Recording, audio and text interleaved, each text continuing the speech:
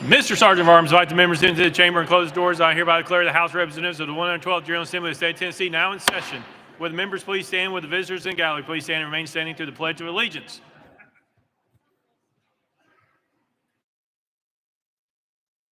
Representative Calfee will introduce himself as the chaplain of the day. Representative Calfee.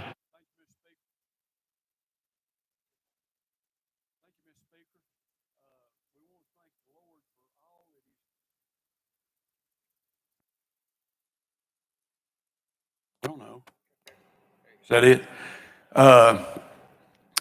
We want to thank the Lord before I pray for all the wonderful blessings He's bestowed of everybody in this chamber, and mainly the gift of His Son Jesus, who came to earth, lived as we do, only perfect, and died on the cross for our sins.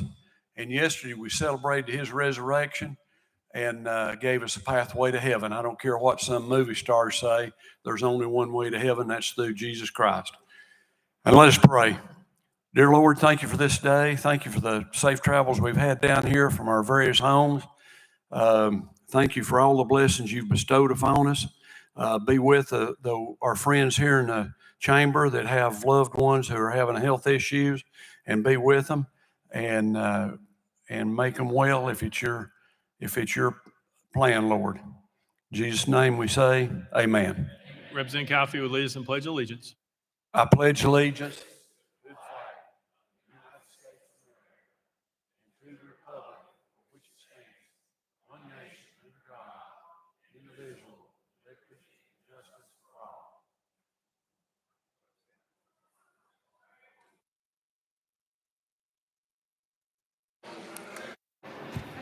Mr. Clerk, please take the roll. Roll call.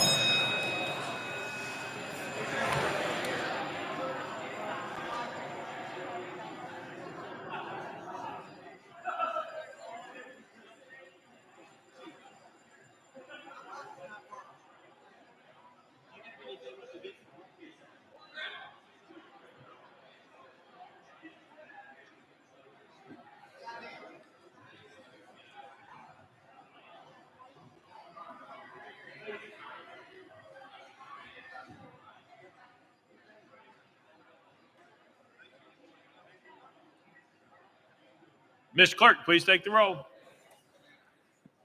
Mr. Speaker, 90 members present. Let the journal reflect Representatives Holdsclaw, Dixie, Farmer, and Love are excused. Welcome and honoring anyone. Representative Eldridge. Thank you, Mr. Speaker.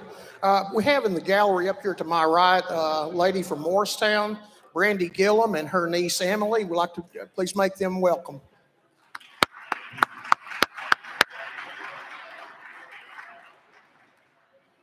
Anyone else seeking recognition or welcome and honor? Next order, Mr. Clerk. Introduction of resolutions. Sir Lambert, you're recognized. Thank you, Mr. Speaker. That all resolutions properly filed be introduced pursuant to Rule number 17 and placed on the consent calendar or referred to the appropriate standing committee. Without objection, so ordered. Next order, Mr. Clerk. Senate Joint Resolutions congratulatory and memorializing. Sir Lambert, you're recognized. Thank you, Mr. Speaker. Move that all Senate joint resolutions congratulatory and memorializing lying on the desk be placed on the consent calendar pursuant to Rule number 17. Without objection, so ordered. Next order, Mr. Clerk. Resolutions lying over. Sir Lambert, you're recognized. Thank you, Mr. Speaker. Move that all resolutions lying over be referred to the appropriate standing committee. Without objection, so ordered.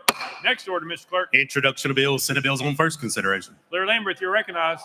Thank you, Mr. Speaker. I move that Senate Bills 1005, 2243, 2739, 2740, 2748, 2769, 2796, and 2872, transmitted by the Senate, be held on the desk pending third consideration for their companion House bills. Without objection, so ordered. Next order, Mr. Clerk. Senate bills on second consideration, House bills on second consideration. Sir Lambert, you're recognized. Thank you, Mr. Speaker. Move that House Bill 2913 be passed on second consideration and be held on the desk, referred to the appropriate standing committee. Without objection, so ordered. Next order, Mr. Clerk. Petitions and memorials, reports from standing committees, reports from select committees, calendars. Mr. Speaker, the House has a consent calendar. Chairman Zachary, you're recognized. Thank you, Mr. Speaker. I move passage of the consent calendar on third and final consideration, keeping with Rule 50. Gentleman moves passage of the consent calendar, probably seconded. Mr. Clerk, any objections been filed? Mr. Speaker, item 35, House Joint Resolution 1163, and item 36, House Joint Resolution 1164, have been objected to by Representative Lynn. Anyone seeking recognition on the consent calendar? Seeing none, we are voting on the consent calendar. All members in favor vote aye when the bell rings. Those opposed vote no. As every member voted, does any member wish to change their vote? Bird, aye. Rudd, aye. Sexton, aye.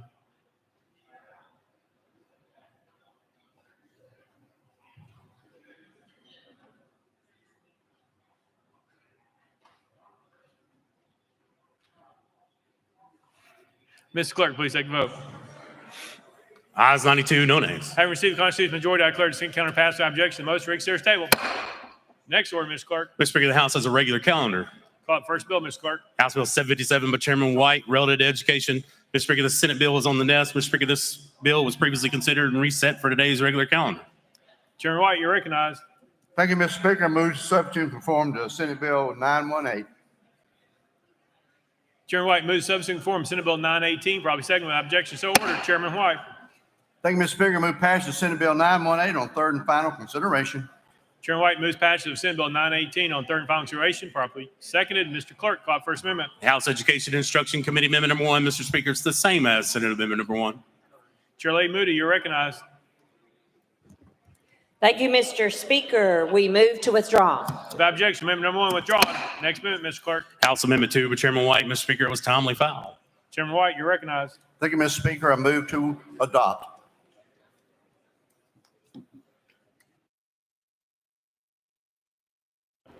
Representative White moves adoption of amendment number 2, probably seconded. Any discussion on the amendment?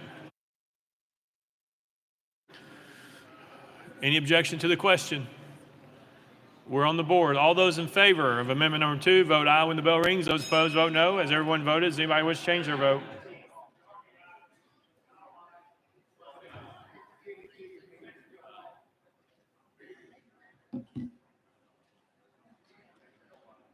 Mr. Clerk, please take the vote. Ayes 91, no nays. Amendment number 2 is adopted. Next amendment, Mr. Clerk. Mr. Speaker, no further amendments. Chairman White, you're recognized. Thank you, Mr. Speaker. Members, this particular bill is strictly an education Title 49 cleanup bill. Each year, we solicit input from the Department of Education, the State Board of Education, and Tennessee Higher Education, and other stakeholders on places of the code that need some cleanup. And Amendment 14346 makes some of the changes submitted to us this year. So with that, I renew my motion.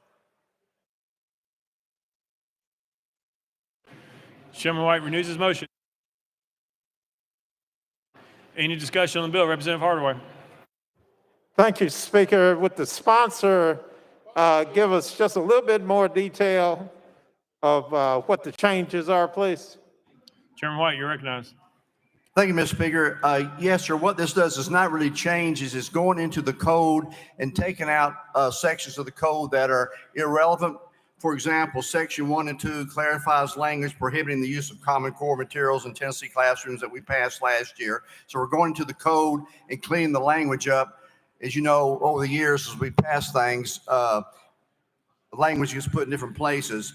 One of the things we're doing that caused a little confusion that I wrote it for a week is that we passed a law in 2012 and then again in 2016 that says that the state board sets the standards, but the locals, LEAs, adopt the curriculum. This was just cleaning up language around that particular thing. So we're just cleaning up language in the Title 49 that is irrelevant and doesn't need to be in there. Doesn't change anything.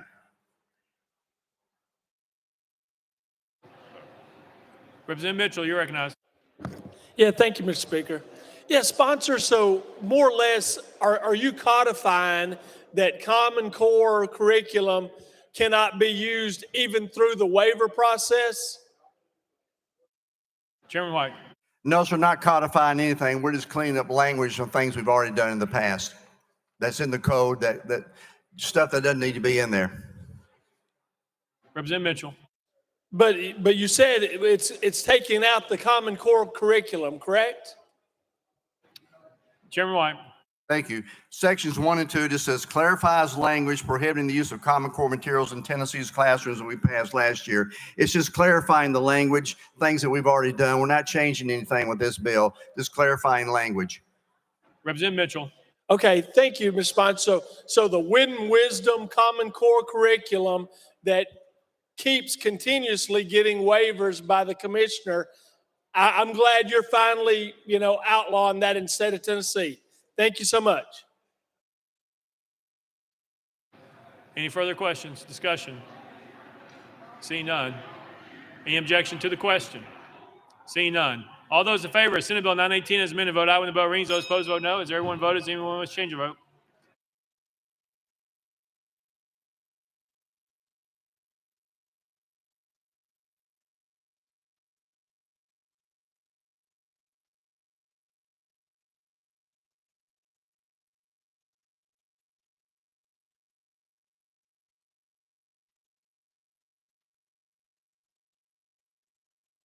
Mr. Clerk, please take the vote. Ayes 93, no nays. Senate Bill 918 having received the constitutional majority, I hereby declare passed without objection. Motion reconsider is tabled. Call up next bill, Mr. Clerk. Senate Bill 136 by Leader Camper relative to discrimination, Mr. Speaker, was previously considered and reset for today's regular calendar. Leader Camper, you're recognized. Thank you. Thank you, Mr. Speaker. Mr. Speaker, I move to substitute and conform to Senate Bill 204. Leader Camper. Ms. Clerk. That's right, that's right. I move, thank you, Mr. Clerk. Mr. Speaker, I renew my motion on Senate Bill 136. Leader Camper renews her motion on passage of Senate Bill 136 on third and final consideration. Properly seconded. Is there any discussion on the bill? Seeing none, any objection to the question? See none. All those in favor of Senate Bill 136 as amended, vote aye when the bell rings. Those opposed, vote no. Has every member voted? Does any member wish to change their vote?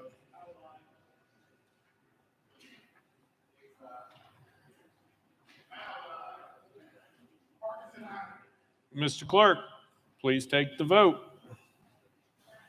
Ayes 50, 29 nays, 14 present not voting. Senate Bill 136 having received a constitutional majority, I hereby declare it passed without objection. The motion to reconsider is tabled.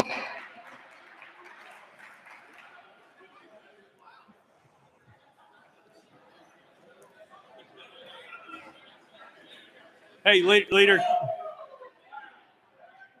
Camper, do you need a refresh break real quick? Mr. Clerk, call up next bill. House Bill 2875 by Leader Camper and others relative to pregnant women who are incarcerated. Mr. Speaker, the Senate bill is on the desk. Leader Camper, you're recognized. Thank you, Mr. Speaker. Mr. Speaker, I move to substitute and conform to Senate Bill 2769. Leader Camper moves substitute conform to Senate Bill 2769, probably second without objection. So ordered. Leader Camper. Thank you, Mr. Speaker. I move passage of Senate Bill 2769 on third and final consideration. Leader Camper moves passage of Senate Bill 2769 on third and final consideration, probably second. Mr. Clerk, call up First Amendment. House State Government Committee Amendment number 1. Representative Littleton, you're recognized. Yep. Oh.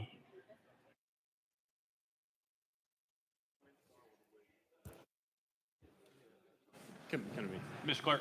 Mr. Speaker, I apologize. House Amendment 1 was previously adopted on April 11th. The House is ready for House Amendment 2 by Chair Lady Littleton. Mr. Speaker, it was not timely filed. Pursuant to our rules, the sponsors allowed a 1-minute explanation.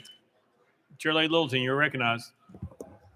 Thank you, Mr. Speaker. I move for the consideration of amendment number 2.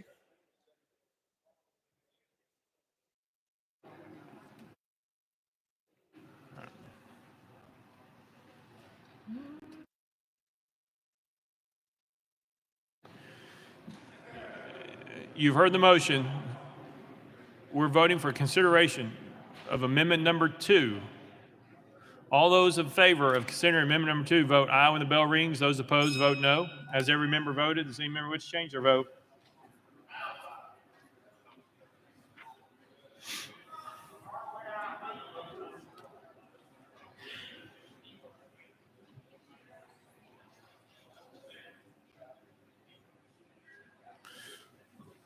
Mr. Clerk, please take the vote. Ayes 93, no nays. In accordance with Rule 60B, having received the necessary 2/3 vote, the motion to consider amendment number 2 prevails. Chair Lady Littleton, you're recognized. Thank you, Mr. Speaker.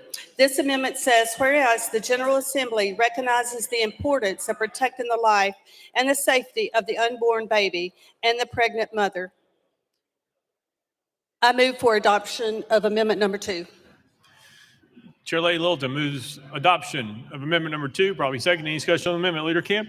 Thank you, Mr. Speaker. Mr. Speaker, I've already talked with the sponsor. This is a friendly amendment, and I accept it for this bill. Thank you, Chair Lady. Thank you. Any further discussion on the amendment? Seeing none, we're on the board. All those in favor of adopting amendment number 2, vote aye when the bell rings. Those opposed, vote no. As every member voted, does any member wish to change their vote?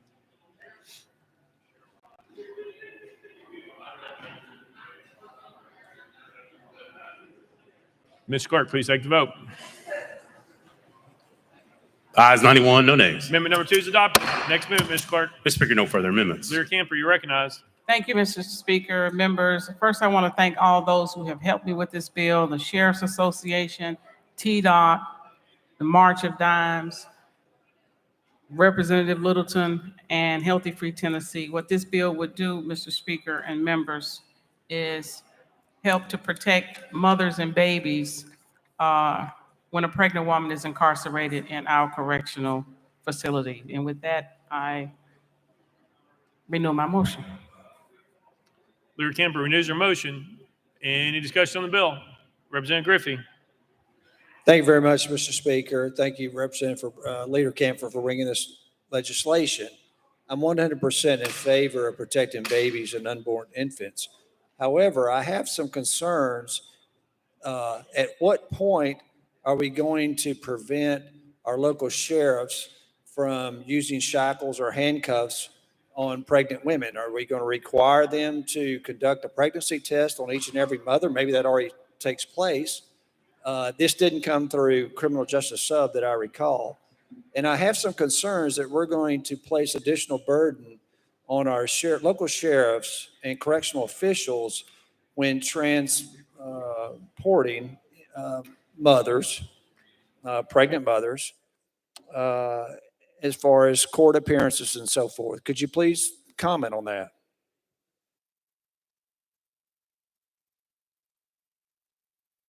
Leader Camper. Thank you, Mr. Speaker, and thank you for your question. It did come through committee. Those issues were addressed by the sheriffs in particular. They helped to write the amendment.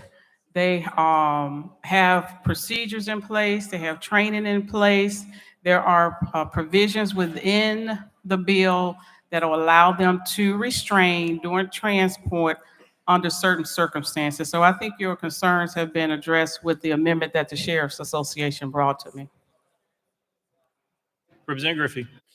Thank you, Mr. Speaker, and thank you, Leader Camper. Please correct me if I'm misinformed on this issue, but it's my understanding this bill prevents any correctional officials from handcuffing or using ankle restraints on any prisoner if they're pregnant.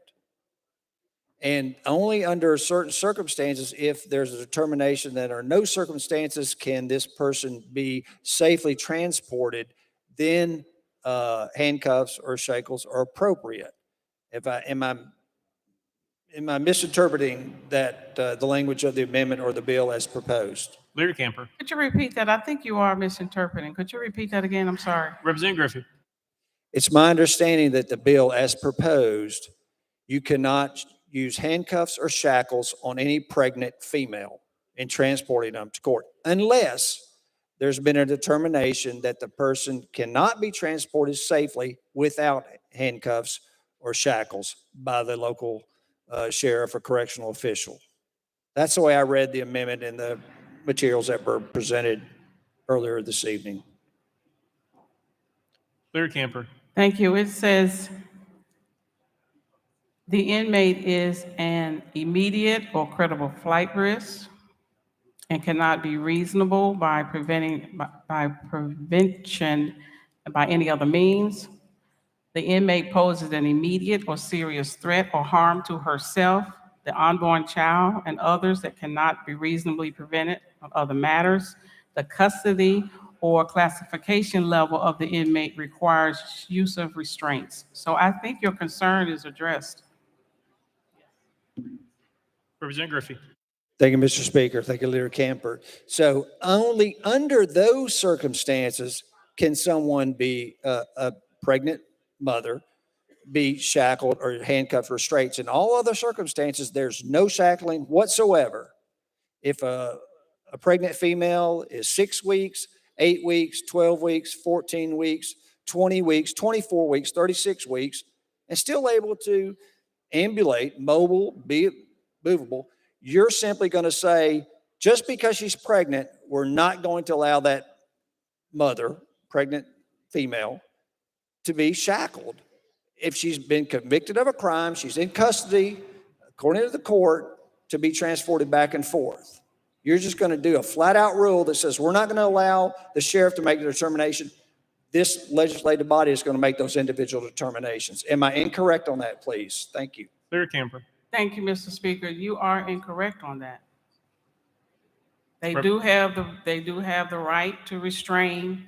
The Sheriff's Association brought the amendment. We agreed to the amendment because it allowed them to have the procedures and policies in place to protect the mother and the unborn child in transport, during labor, or in any function within the sheriff, while the sheriffs have them detained. Representative Griffey.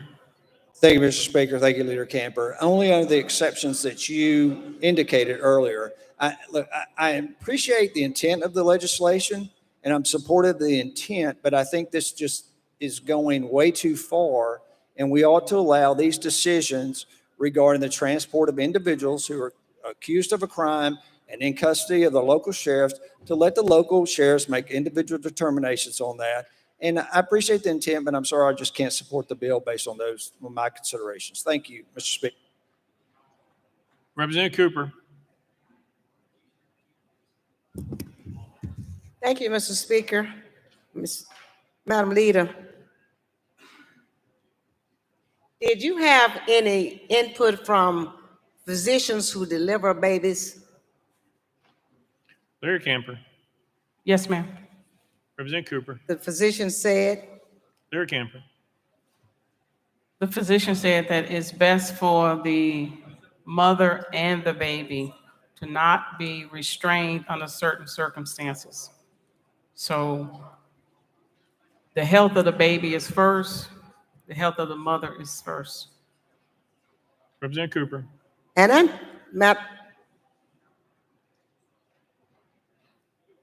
Mr. Speaker. Representative Cooper. Thank you, Mr. Speaker. And Leader Camper, just for you, in my opinion, that not only, well, maybe only, physicians who deliver babies and physicians who've had the training, the amount of training that's required before they're given license to become a physician, are certainly the ones who can tell you whether it is dangerous and that it is possible that in some cases that you can damage the baby.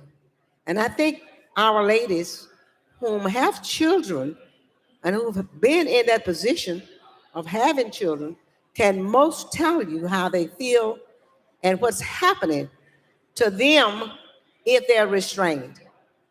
So I appreciate you bringing this legislation, because in some cases we talk and we debate about whether we want to save babies or whether it is in our right. Leader Camper. Whether it's in our. Leader Camper. Thank you, Madam Speaker, Mr. Speaker. Thank you, Representative Cooper.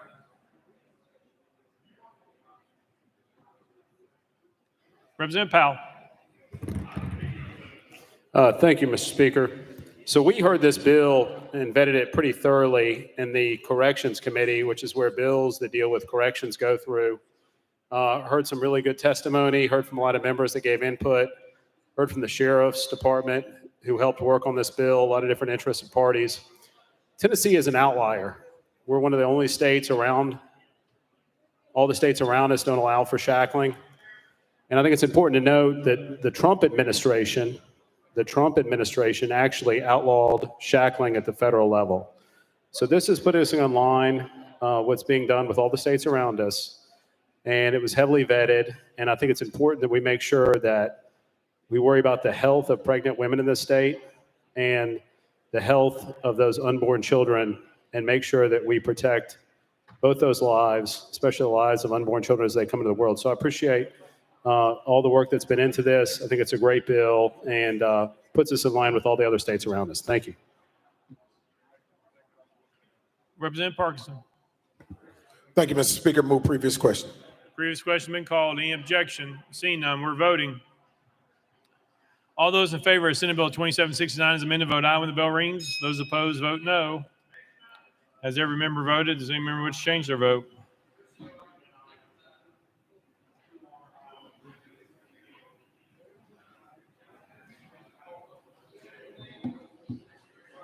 Mr. Clerk, please take the vote. Ayes 92 nays. Senate Bill 2769 having received the constitutional majority, I hereby declare passed by objection to the motion to reconsider is tabled. Call up next bill, Mr. Clerk. House Bill 2583 by Representative Eldridge and others relative to children. Mr. Speaker, the Senate bill is on the desk. Representative Eldridge, you're recognized. Thank you, Mr. Speaker. I move to substitute and conform to Senate Bill 2748. Representative Eldridge moves substitute and conform Senate Bill 2748, probably second without objection. So ordered. Representative Eldridge. Thank you, Mr. Speaker. I move passage of Senate Bill 2748 on third and final consideration. Representative Eldridge moves passage of Senate Bill 2748 on third and final consideration, probably second. Mr. Clerk, call it First Amendment. House Criminal Justice Committee Amendment number 1. Mr. Speaker, it's the same as Senate Amendment number 1. Chairman Kershaw, you're recognized. Thank you, Mr. Speaker. This amendment is in the Senate bill. Move to withdraw. Without objection, amendment number 1 withdrawn. Next amendment, Mr. Clerk. Mr. Speaker, no further amendments. Representative Eldridge, you're recognized. Thank you, Mr. Speaker. This bill deals with unlicensed daycare facilities. We had a situation up in Morristown that we really honestly can't imagine before. I actually have one of the mothers that brought this to our attention up in the gallery. I recognized her earlier, Miss Brandy Gillum, and I want to thank her for her input on this bill, and she stayed after it, and I really appreciate it. There's a lot of horrible video and audio that came out of this.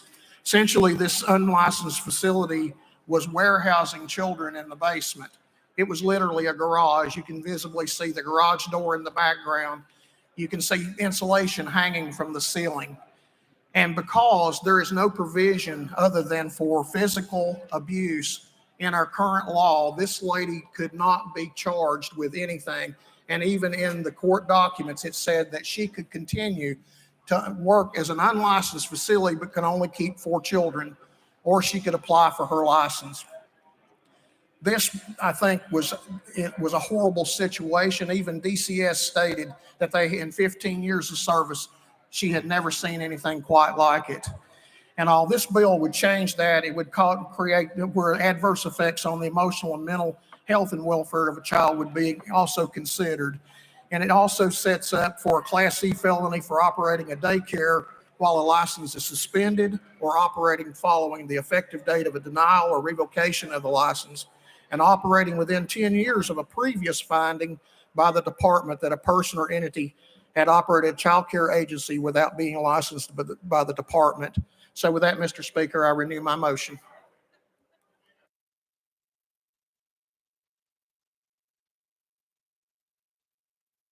Representative Eldridge renews his motion.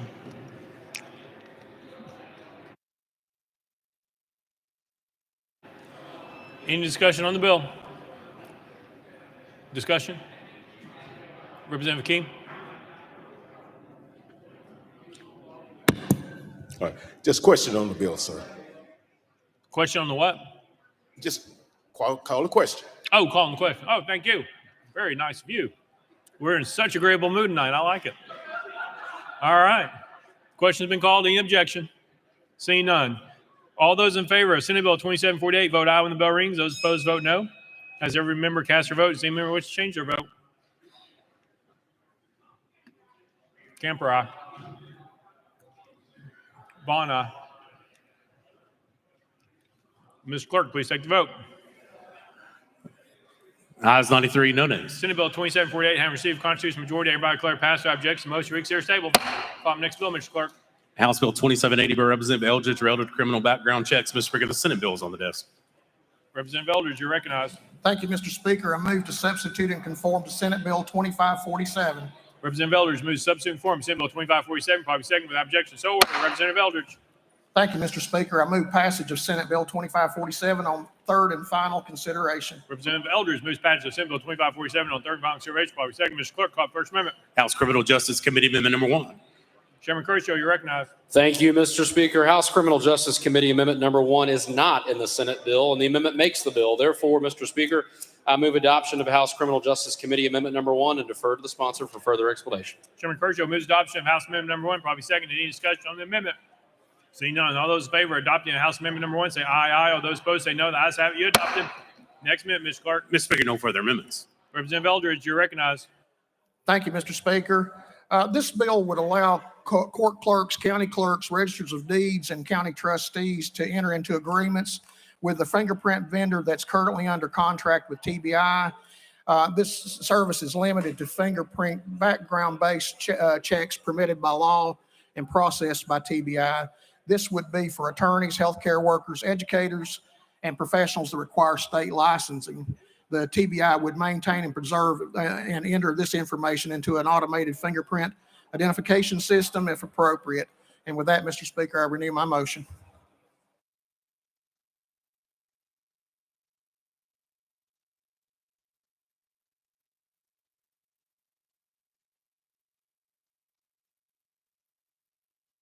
Representative Eldridge renews his motion. Any discussion on the bill? Seeing none. Any objection to the question? Seeing none. All those in favor of Senate Bill 2547 as amended vote aye when the bell rings. Those opposed vote no. Has every member voted? Does any member wish to change your vote?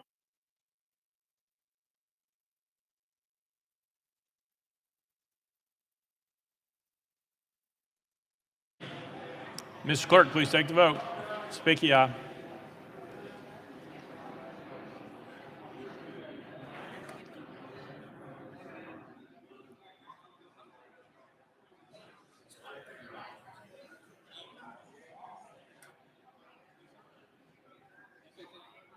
Oh, take the vote, Mr. Clerk. Ayes 93, no nays. Senate Bill 2547 received a constitutional majority. Everybody declare pass without objection. Motion to reconsider is tabled.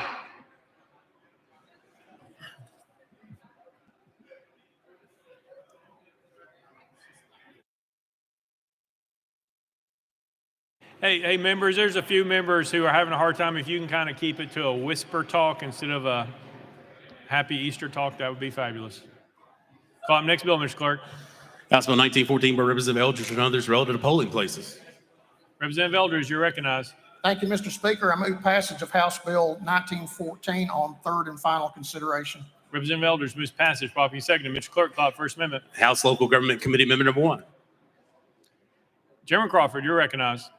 Thank you, Mr. Speaker. The amendment rewrites the bill. I move to adopt and defer to the sponsor for a further explanation. Chairman Crawford moves adoption of amendment number 1. Probably seconded. Any discussion on amendment? Seeing none. All those in favor of amendment number 1 say aye, aye. All those opposed say no. The ayes have it. Be adopted. Next amendment, Mr. Clerk. Mr. Speaker, no further amendments. Representative Eldridge, you're recognized. Thank you, Mr. Speaker. With this bill, currently in polling places, while the procedures that are required by this chapter are being carried out, there's no one supposed to be in there except election officials, voters, persons properly assisting the voter, the press, poll watchers appointed under law, and others bearing written authorization from the county election commission. This adds a provision that states that a county election commission may adopt a policy to credential members of the press. With that, I renew my motion. Representative Eldridge renews his motion. Any discussion on the bill? Representative Miller. Thank you, Mr. Speaker. I didn't quite hear you in reference to the restrictions on the press.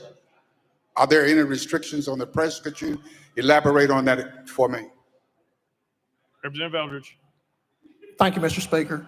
The County Election Commission may adopt a policy that would credential members.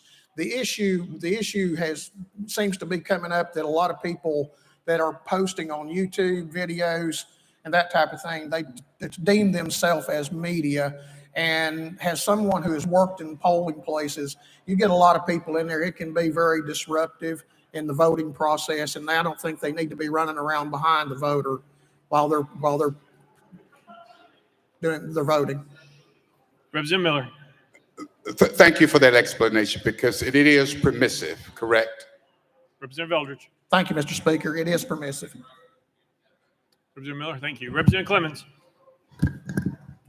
Thank you, Mr. Speaker. And my question was on the same provision of the legislation, and I understand the County Election Commission may adopt a policy to credential members of the press, but what are the factors and the discretion of that commission to determine which members of the press can and cannot enter within that policy? Are there any guardrails here for the policy that they may adopt? Representative Eldridge. Thank you, Mr. Speaker. There's not any guardrails in there. The county commission, I think, would be able to limit the number of people. It's more about limiting than it is restricting access. Credentialed media, in my mind, is someone who is recognized by the Press Association or the Broadcasters Association. And that would be, I think, would be one consideration there. Representative Clemens. Thank you, Mr. Speaker, and thank you, sponsor. I appreciate what your intent is here. I think your intent is well-meaning. However, I have concerns about the discretionary power of the county election commission. They can choose favorites. They can choose not to credential someone. If you put language in here saying members of the Tennessee Press Association or some sort of guardrails about who qualifies and who doesn't, rather than allowing it to be, permit some sort of discretion, which could run afoul, that would be preferable. Because as is now, I have concerns about sunshine issues with what goes on in there and having free access to members of the press, because some could get shut out because of bad blood between the election commission and so forth. So that's my simple concern. I appreciate your intent. I think it's well-meaning, but I do think there should be some additional language in here saying what you mean and put some guardrails. Thank you. Representative Eldridge. Thank you, Mr. Speaker. And I do agree there probably needs to be a little bit more, but my intent with this bill was to help manage the amount of people that have access while you're actually in the booth voting. There has been some situations where they have gone behind the voter and filming them on their camera, and they're saying they're media because they post on YouTube. And this came to me from our election commission, and that there's no intent to limit the press from the polling place by any means. But it is to help them be able to control a number of people that might be able to come in there and just say they're the press. Representative Clemens. Thank you, Mr. Speaker, and I appreciate that, and I understand your intent here. But the way it's drafted, they could just as well arbitrarily decide somebody who has a camera is a member of the press, but then you could have a member who's a member of the Tennessee Press Association. They may not decide to credential. So that's my concern. But I appreciate you answering the question. Thank you. Representative Mitchell. Yeah, thank you, Mr. Speaker. And sponsor, along with my colleague from Davidson County, I think your intent is well intended, but I just think we're heading in a bad direction. Anytime a democracy, there should never be guardrails put on the press. The press is there. They ensure they are the guardrails for our democracy. They are the protection. There's a few nations on the planet where they have a state-run media, and their elections don't seem to go too well. So I just think this is going in a bad direction to arbitrarily let some 5 minutes or 3 people are more or less going to decide who is the press and who is not in a county. And that's heading down a bad road for democracy right there. Thank you. Representative Eldridge. Thank you, Mr. Speaker. The intent of the bill is not to limit the actual press from the polling places. Representative Stewart. Could you just give a little more detail on what you think is the state interest that you're promoting with this legislation?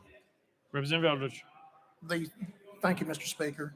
The intent of this bill is to allow the county commission, or the county election commission, to determine who they can say is press, not just somebody walk in there with their phone and say, I'm the press, I've got a YouTube channel, I want to video inside the polling place. And there's an increasing number of this happening. So that's the intent of the bill. Representative Stewart. And so it sounds like what you're saying is you think the interest of the state is to allow the county officials to decide who is press and who is not. Is that fair? Representative Eldridge. Thank you, Mr. Speaker. That it is permissive. They don't have to do it. This is something, if they're having an issue, then they can. If they're not having an issue, I wouldn't touch it. Representative Stewart. Thank you for that. Yeah, I will just say I share the concerns of others that the need for the press to supervise what we all do, and the electoral system is so great. I just don't think we should empower anyone to essentially say who is in that proper role. But thank you for answering my question. Any further discussion? Seeing none, we're voting. All those in favor of House Bill 1914 as amended, vote aye when the bell rings. Those opposed, vote no. Has every member voted? Does any member wish to change their vote?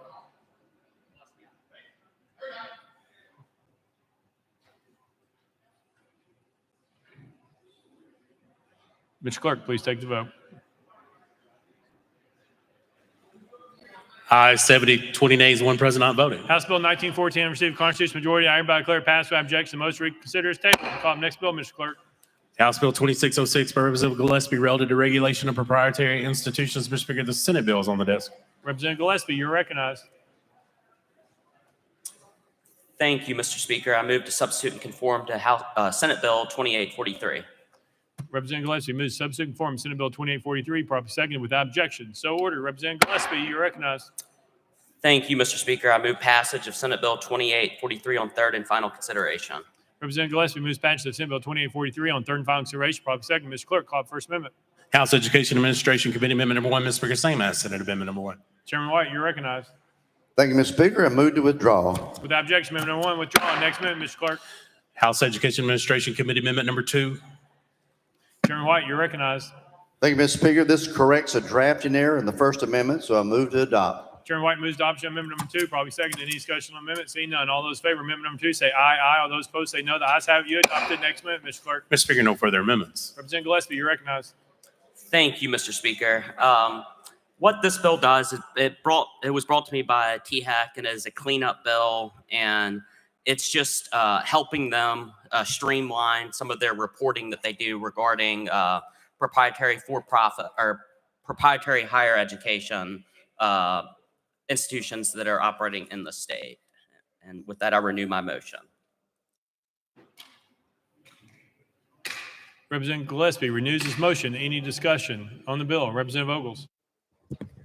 Thank you, Mr. Speaker. To the sponsor, can you elaborate on Section 14 that requires a student who files a complaint against the institution under this act for damages or loss it says exhaust all grievances with the institution, Section 14?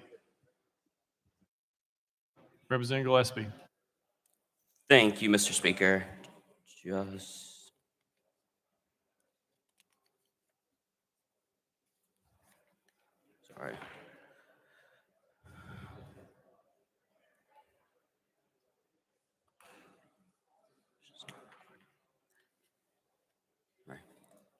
Representative Gillespie. Thank you, Mr. Speaker. Could you repeat your question? Representative Ogles. Thank you, Mr. Speaker. Section 14 of the amendment says requires a student who files a complaint against an institution under the Act for damages or loss to first exhaust the grievance process at the institution. So I'm trying to figure out if for any damage or any cause, or if a student's hurt on campus, if that means they have to go through the institutional complaint process rather than go to court, or they can just go straight to court. Because the way this reads to me, it requires that you go through the institution process, which could require mediation. Representative Gillespie. Thank you, Mr. Speaker. It's my understanding that that section is a technical correction. That is just we're simply just deleting that part. Representative Vogels. Thank you, Mr. Speaker. Deleting the part of due process. Representative Gillespie. Thank you, Mr. Speaker. I'll just read to you what I have here. Most sections of the bill include various technical corrections to modernize and align outdated language with best practices and state authorization, removes redundant or inconsistent language, and combines similar related concepts, and to clarify authorization standards and related THEC duties.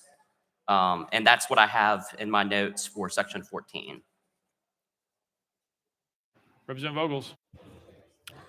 Thank you, Mr. Speaker. No further questions. Representative Gillespie. Any further discussion? Seeing none. Any objection to the question? Seeing none. All those in favor of Senate Bill 2843 as amended vote aye when the bell rings. Those opposed vote no. As every member cast a vote, does any member wish to change their vote?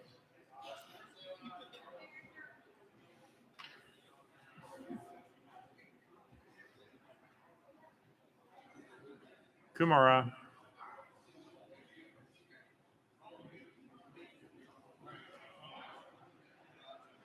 Mr. Clerk, please take the vote. Aye, 72, 16 nays, 2 present, not voting. Senate Bill 2843 having received a constitutional majority, everybody declare passed. Without objection, the motion read serious table. Call mixed bill, Mr. Clerk. House Bill 2343 by Representative Carringer and others relative to teacher training. Mr. Speaker, the Senate bill is on the desk. Representative Carringer, you're recognized. Thank you, Mr. Speaker. I move to substitute and conform to Senate Bill 2163. Representative Carringer moves to substitute and conform to Senate Bill 2163, following second without objection. So ordered. Representative Carringer. Thank you, Mr. Speaker. I move passage of Senate Bill 2163 on third and final consideration. Representative Carringer moves passage of Senate Bill 2163 on third and final consideration, following second. Mr. Clerk, call First Amendment. House Education Administration Committee Amendment number 1. Mr. Speaker, it's the same as Senate Amendment number 1. Chairman White, you're recognized. Thank you, Mr. Speaker. Same as Senate Amendment number 1, so I move to withdraw. Without objection, amendment number 1 withdrawn. Next amendment, Mr. Clerk. Mr. Speaker, no further amendments. Representative Carringer, you're recognized. Thank you, Mr. Speaker. Senate Bill 2163 is just to make sure that all educator preparation programs are held accountable, to make sure our teachers enter the classroom on day one ready to teach our students to read.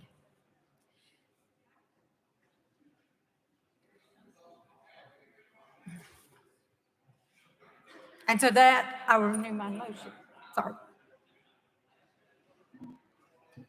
Representative Carringer renews her motion. Any discussion on the bill? Representative Towns. Thank you, Mr. Speaker. Sponsor yield.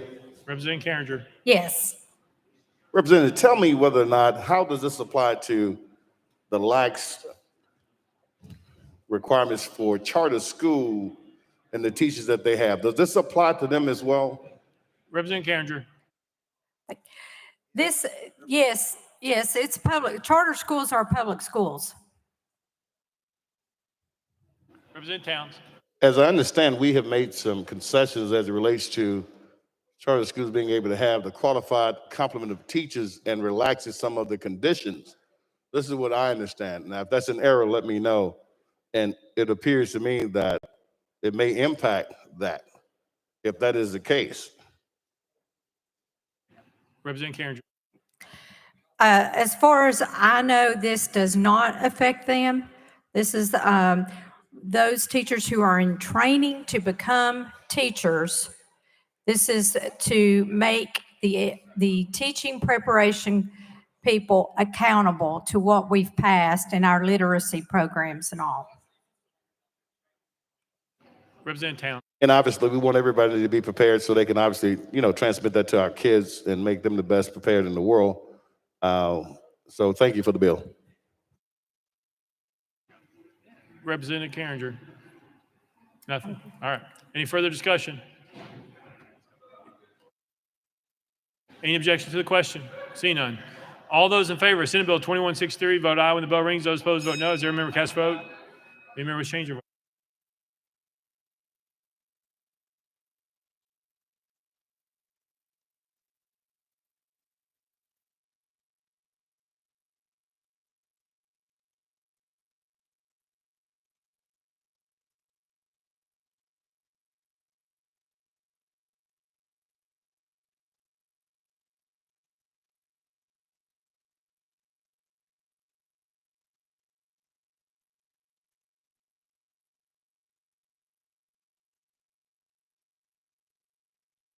Mr. Clerk, please take the vote. Ayes 93, no nays. Senate Bill 2163 having received a constitutional majority, hereby declare passed without objection. The motion for reconsider is tabled. Call up next bill, Mr. Clerk. House Bill 2341 by Representative Carringer and others relative to human trafficking. Mr. Speaker, the Senate bill is on the desk. Representative Carringer, you're recognized. Thank you, Mr. Speaker. I move to substitute and conform to Senate Bill 1670. Representative Carringer moves substitute and conform Senate Bill 1670, probably second without objection. So ordered. Representative Carringer. Thank you, Mr. Speaker. I move passage of Senate Bill 1670 on third and final consideration. Representative Carringer moves passage of Senate Bill 1670 on third and final consideration, probably second. Ms. Clerk, call up First Amendment. House Education Administration Committee Amendment number 1. Chairman White, you're recognized. Thank you, Mr. Speaker. I move to adopt. Chairman White moves adoption of House Amendment number 1, probably second. Any discussion on the amendment? Seeing none. All those in favor of House Amendment number 1 say aye, aye. All those opposed say no. The ayes have it. You adopt it. Next amendment, Mr. Clerk. Mr. Speaker, no further amendments. Representative Carringer, you're recognized. Thank you, Mr. Speaker. In 2018, a trafficking situation was uncovered at a Tennessee public high school. The person who identified the situation witnessed suspicious behavior, tried to talk to the students, and initially wasn't sure what he was seeing. It took him weeks or longer to call the authorities to share his suspicions. He was not a classroom teacher. Under current law, no one at schools except for teachers are trained in detecting and intervening where there may be trafficking of students. With this bill, we want to make sure that we have provided the training for anyone who may be dealing directly with students and to know how to properly report any suspected trafficking. And so what this bill is to make sure that all LEAs, local education, can make and determine which of their personnel that they want to have to go through this training. So with that, Speaker, I renew my motion. Representative Carringer renews her motion. Any discussion on the bill? Seeing none. Any objection to the question? Seeing none. All those in favor of Senate Bill 1670 as amended, vote aye when the bell rings. Those opposed, vote no. Has every member voted? Does any member wish to change their vote?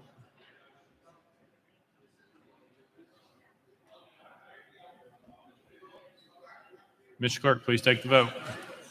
Ayes 94, no nays. Senate Bill 1670 having received a constitutional majority, I hereby declare passed without objection. The motion for reconsider is tabled. Call up next bill, Mr. Clerk. House Bill 2705 by Representative Carringer and others relative to regulation of certain products by governmental entities. Mr. Speaker, the Senate bill is on the desk. Representative Carringer, you're recognized. Mr. Speaker, I'd like to roll this bill for 1 week. Without objection, roll 1 week. Call up next bill, Mr. Clerk. House Bill 2591 by Chair Lady Littleton and others relative to victim of child sex trafficking. Mr. Speaker, the Senate bill is on the desk. Chair Lady Littleton, you're recognized. Thank you, Mr. Speaker. I move to substitute and conform to Senate Bill 2739.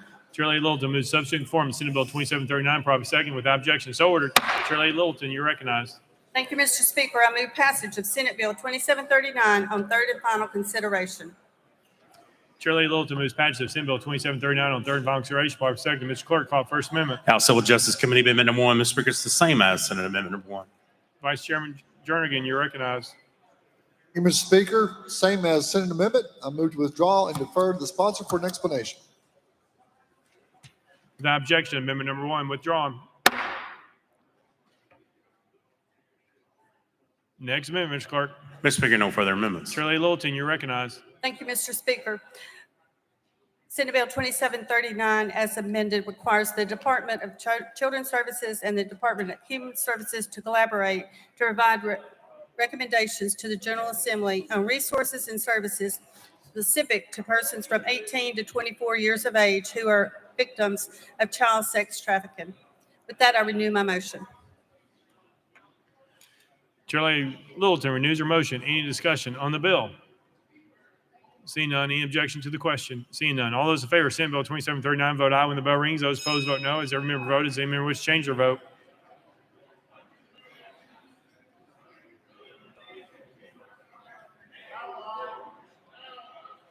Mr. Clerk, please take the vote.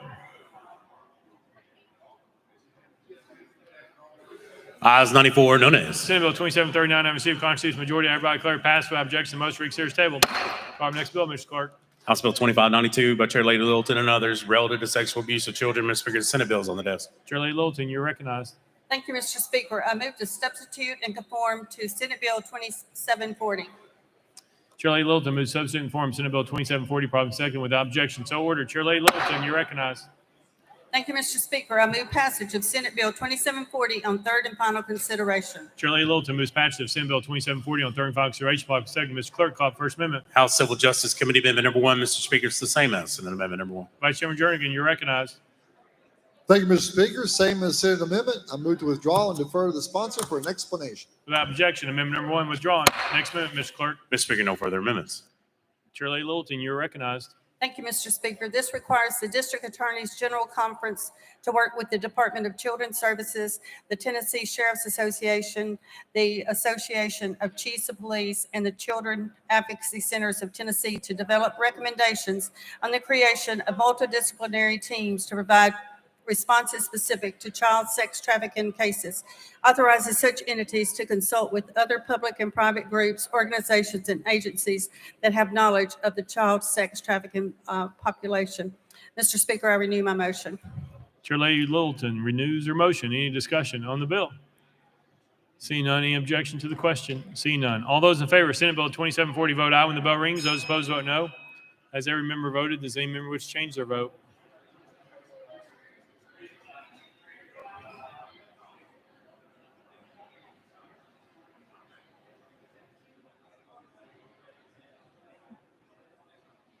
Mr. Clerk, please take the vote. Ayes 94, no nays. Senate Bill 2740 having received constitutional majority, I hereby declare passed without objection. Motion reconsiders table. Call the next bill, Mr. Clerk. House Bill 677 by Representative Hall and others relative to prescription drugs. Mr. Speaker, the Senate bill is on the desk. Representative Hall, you're recognized. Thank you, Mr. Speaker. I move to substitute and conform to Senate Bill 1310. Representative Hall moves substitute and conform Senate Bill 1310, probably seconded without objection. So ordered. Representative Hall. Thank you, Mr. Speaker. I move the passage of Senate Bill 1310 on its third and final consideration. Representative Hall moves passage of Senate Bill 1310 on third and final consideration, probably seconded. Mr. Clerk, call the First Amendment. House Insurance Committee Amendment number 1. Chairman Kumar, you are recognized. Thank you, Mr. Speaker. Move to the heel of amendments. Without objection, roll to the hilt. Next amendment, Mr. Clerk. House Finance Ways and Means Committee Amendment number 1 filed as House Amendment 2. Chair Lady Hazelwood, you are recognized. Thank you, Mr. Speaker. It's the same as the Senate Amendment number 1. Move to withdraw. Without objection, amendment number 2 withdrawn. Next amendment, Mr. Clerk. House Finance Ways and Means Committee Amendment number 2 filed as House Amendment 3. Chair Lady Hazelwood, you are recognized. Thank you, Mr. Speaker. I move for adoption, and I defer to the sponsor for an explanation. Chair Lady Hazelwood moves adoption amendment number 3, probably second. Any discussion on the amendment? Seeing none. All those in favor of amendment number 3 say aye, aye. All those opposed say no. The ayes have it. You adopt it. Next amendment, Mr. Clerk. Mr. Speaker, that brings the body back to the Hill House Insurance Committee Amendment number 1. Chairman Kumar, you are recognized. Thank you, Mr. Speaker. Move to withdraw. Without objection, amendment number 1 withdrawn. Next amendment, Mr. Clerk. Mr. Speaker, Mr. Speaker, there are no further amendments. Representative Hall, you are recognized. Thank you, Mr. Speaker. Historically, in the past, when a patient was diagnosed with a disease, they would have to follow a protocol and a regimen of treatment that may or may not be effective. Senate Bill 1310 changes all of that, puts the patient in the best chance of success. And with that, Mr. Chairman, Mr. Speaker, I renew my motion. Representative Hall renews his motion. Any discussion on the bill? Seeing none. Any objection to the question? Seeing none. All those in favor of Senate Bill 1310 as amended vote aye when the bell rings. Those opposed vote no. Has every member voted? Does any member wish to change your vote?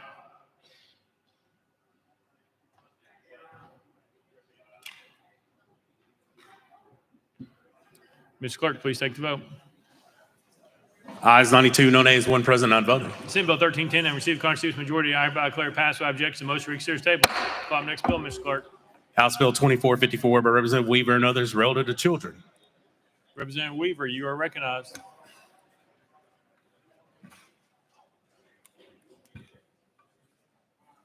Thank you, Mr. Speaker. I move passage of House Bill 2454 on third and final consideration. Representative Weaver moves passage by consent. Mr. Clerk, call up First Amendment. House Education Administration Committee Amendment number 1. Chairman White, you're recognized.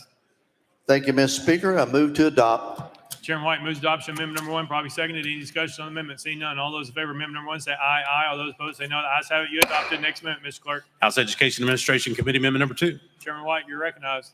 Thank you, Mr. Speaker. I move to adopt. Chairman White moves adoption of amendment number 2, probably seconded. Any discussion on the amendment? Seeing none. All those in favor of amendment number 2 say aye, aye. All those opposed say no. The ayes have it. You adopted. Next amendment, Mr. Clerk. Mr. Speaker, no further amendments. Representative Weaver, you're recognized. Thank you, Speaker. Members, I'll just catch you up on what's before you. We have for over 20 years, our legislative body has wisely taken first steps to protect minors from the harm caused by exposure to obscene and pornographic materials. And the digital age now requires a renewed and updated response, which is what these amendments do. House Bill 2454 was amended, and I learned that some vendor contracts for our school databases are handled through the LEA and some are handled through state agencies. This amendment before you will clarify the language of the bill to include vendor contracts made by state agencies as well as LEAs for databases intended for use by students. It requires that all such contracts include a provision ensuring that no obscene or pornographic material as defined elsewhere in our state law will be included in the database. It also ensures that the vendors' contracts entered into by state agencies and LEAs for databases used by students comply with our code as it applies to obscenity and minors. It will also ensure that vendors of the digital platform understand their obligation under our obscenity laws. And just in case something gets by the vendor, there is a provision that provides a process to have questioned material reviewed and appropriately dealt with. And lastly, it provides for a full review of any database that is brought under scrutiny for failure to comply with the state obscenity laws. In a nutshell, commercial vendors who do business with Tennessee must be held accountable for their products they sell to our schools. That's what the bill does, and I renew my motion. Representative Weaver renews her motion. Any discussion on the bill? Seeing none, any objections to the question? Seeing none. All those in favor of House Bill 2454 as amended, vote aye when the bell rings. Those opposed, vote no. As every member voted, does any member wish to change their vote? Carringer, aye. Griffey, aye. Ogles, aye.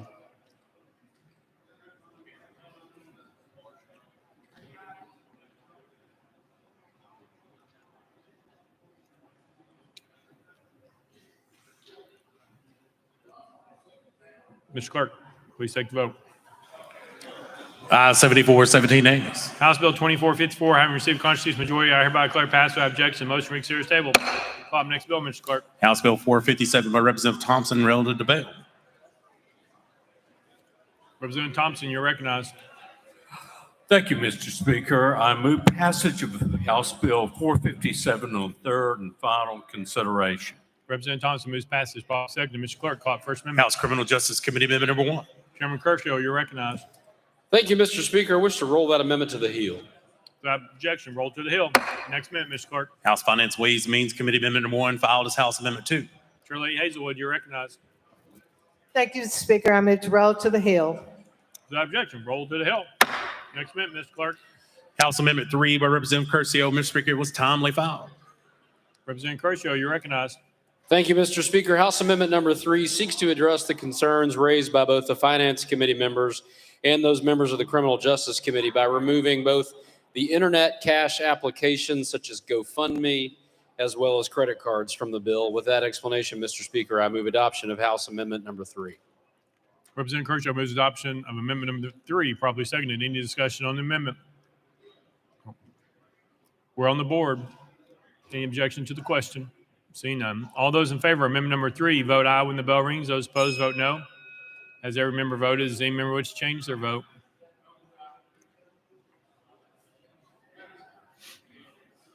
Carringer, aye. Vital, aye. Mr. Clerk, please take the vote. Ayes 92, no nays, one present, not voting. Amendment number 3 is adopted. Next amendment, Mr. Clerk. Mr. Speaker, that's back to the heel of the amendments. House Criminal Justice Committee Amendment number 1. Chairman Kershaw, you recognize. Thank you, Mr. Speaker. Move to withdraw. Without objection, amendment number 1 withdrawn. Next amendment, Mr. Clerk. House Finance Ways and Means Committee Amendment number 1, filed as House Amendment 2. Chair Lady Hazelwood, you're recognized. Mr. Speaker, I move to withdraw. Without objection, amendment number 2 withdrawn. Next amendment, Mr. Clerk. Mr. Speaker, no further amendments. Representative Thompson, you're recognized. Thank you, Mr. Speaker. This House Bill 457 is a short amendment or short bill to currently the code requires that bail be paid to the clerk of the court only in cash. And this bill updates that requirement by allowing for commonly used and verifiable means of payment by adding debit cards and cash apps as methods of payment. And I renew my motion. Representative Thompson renews his motion. Any discussion on the bill? Any objection to the question? Seeing none. All those in favor of House Bill 457 as amended, vote aye when the bell rings. Those opposed, vote no. Has every member voted? Does any member wish to change their vote? Mr. Clerk, please take the vote. Ayes 70, 18 nays, 2 present, not voting. House Bill 457 not received a constitutional majority. Everybody declare passed without objection. Motion to reconsider is tabled. Call the next bill, Mr. Clerk. House Bill 1689 by Deputy Speaker Johnson, relative to alcoholic beverages. Deputy Speaker Johnson, you're recognized. Thank you, Mr. Speaker. I move passage of House Bill 1689 on third and final consideration. Deputy Speaker Johnson moves passage. Bob second. Mr. Clerk, call it First Amendment. House State Government Committee Amendment number 1. Chairman Kiesling, you're recognized. Thank you, Mr. Speaker. The amendment does rewrite the bill. We'll defer to the Speaker for further explanation. We move to adopt. Chairman Kiesling moves adoption of amendment number 1. Probably second. Any discussion on the amendment? Seeing none. All those in favor of amendment number 1 say aye, aye. All those opposed say no. The ayes have it. You adopt it. Next amendment, Mr. Clerk. House Finance Ways and Means Committee Amendment number 1, Mr. Speaker, is filed as House Amendment 2. Chair Lady Hazelwood, you're recognized. Thank you, Mr. Speaker. I move for adoption and I defer to the sponsor for an explanation. Chair Lady Hazelwood moves adoption of amendment number 2. Probably second. Any discussion on the amendment? Seeing none. All those in favor of amendment number 2 say aye, aye. All those opposed say no. The ayes have it. You adopted. Next amendment, Mr. Clerk. House Amendment 3 by Representative Hall, Mr. Speaker, was timely filed.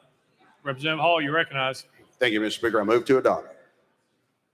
Representative Hall moves adoption of amendment number 3. Properly seconded. Any discussion on the amendment? Representative Freeman, you're recognized. Thank you, Mr. Speaker. I know I'm out of order, but I'd like to welcome Boy Scout Troop 92 from Woodmont Christian. They're here tonight working on their Citizenship in the Nation Merit Badge. Out of order. Any discussion on the amendment? Seeing none. All those in favor of amendment number 3, we are on the board. Vote aye when the bell rings. Those opposed, vote no. Has every member voted? Does any member wish to change their vote?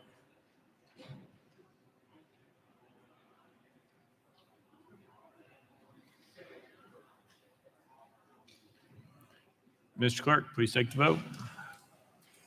Ayes 73, 13 nays, 5 present, not voting. Amendment number 3 is adopted. Next amendment, Mr. Clerk. House Amendment number 4 by Chairman Wendell, Mr. Speaker, was timely filed.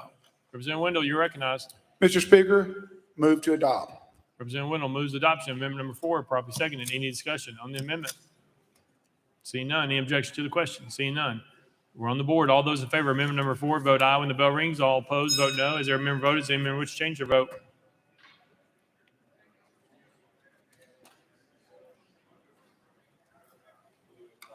Mr. Clerk, please take the vote.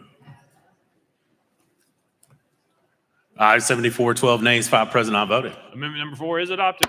Next amendment, Mr. Clerk.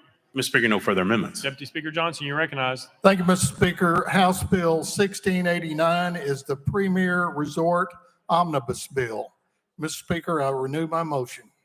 Deputy Speaker Johnson renews his motion. Any discussion on the bill? Seeing none. Any objection to the question? Seeing none. All those in favor of House Bill 1689 as amended, vote aye when the bell rings. Those opposed, vote no. As every member voted, does any member wish to change your vote?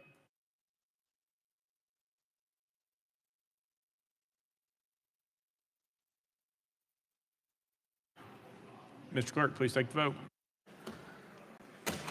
Aye, 74, 12 nays, 5 present, not voting. House Bill 1689 having received constitutional majority, I hereby declare passed without objection. The motion reconsider is tabled. File next bill, Mr. Clerk. House Bill 1852 by Chairman Boyd and others relative to military service credit in the Tennessee Consolidated Retirement System. Chairman Boyd, you recognize. Thank you, Mr. Speaker. I move passage of House Bill 1852 on third and final consideration. Chairman Boyd moves passage. Following second. Mr. Clerk, any amendments been filed? Mr. Speaker, no amendments filed. Chairman Boyd, you're recognized. Thank you, Mr. Speaker. Members, in July of this year, it will have been 50 years since the various pension plans in the state of Tennessee came together to form the Tennessee Consolidated Retirement System. When it was signed into law in July of that year, there was a provision in place that allowed members of the armed forces who'd served honorably to be able to establish up to 4 years of military service credit in local or state entities, TCRS programs. Unfortunately, the statute was never updated after 1975.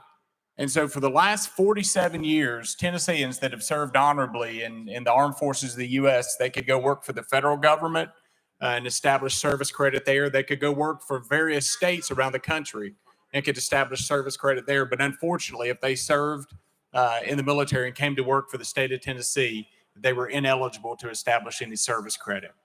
Well, members, this is my 5th year serving in this body. And House Bill 1852 has been a work in progress for a large part of that time. It's been something that we've been working on in the background almost constantly in conjunction with the treasurer, with the TCRS and various stakeholders. And we have worked on a lot of details of it, and we think we have come up with a plan that will remedy that problem. And so, ladies and gentlemen, I present to you House Bill 1852, which will allow members of the armed forces who have served honorably during certain periods of armed conflict to be able to establish up to 4 years into the TCRS. This would apply to state employees, and it would be permissive for local governments to adopt this. Mr. Speaker, I renew my motion. Chairman Boyd renews his motion. Any discussion on the bill? Representative Stewart, you're recognized.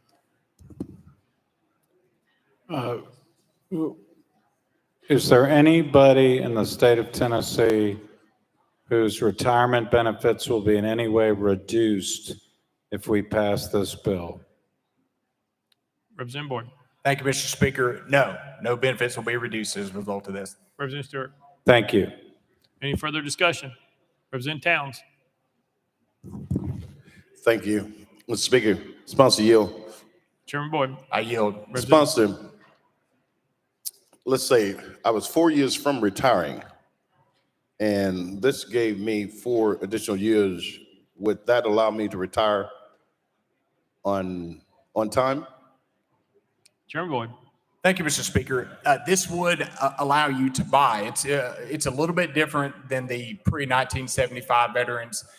Just as we updated the TCRS and created the hybrid plan, this would create kind of a hybrid plan for veterans. And so if you served in one of those periods of armed conflict and you bought the time, it would add 4 years to your number of years with the TCRS. So yes, if you had 36 years, this could get you to 40, or if you had 26, it could get you to 40. Representative Towns. Members, thank you for your work, and this is long overdue, so I support the measures. Representative Thompson. Thank you, Mr. Speaker. Now, a long time ago, I worked for a state agency, and I administered, among other things, I administered the retirement program for the employees there. And I seem to remember this being part of the plan at that time. Was it not, or is this a change? Chairman Boyd. Thank you, Mr. Speaker. If you served in the military prior to 1975, you were eligible to get up to 4 years day for day credited at no cost to the employee. And that still applies. So if someone, even though they would most likely be in their 70s at this point, if they started working for a local government that was covered under TCRS or for state government they're still eligible to get their 4 years, but it was never updated after 1975. So for those veterans of Iraqi freedom, Desert Storm, any war or conflict since then, there's been no provision to allow them to get in. President Thompson. Thank you. I'm dating myself now, but yeah, thank you very much. It's a great bill, and I'm definitely supportive of it. Any further discussion? Seeing none. Any objections to the question? Seeing none. All those in favor of House Bill 1852, vote aye when the bell rings. Those opposed, vote no. Has every member voted? Does any member wish to change their vote?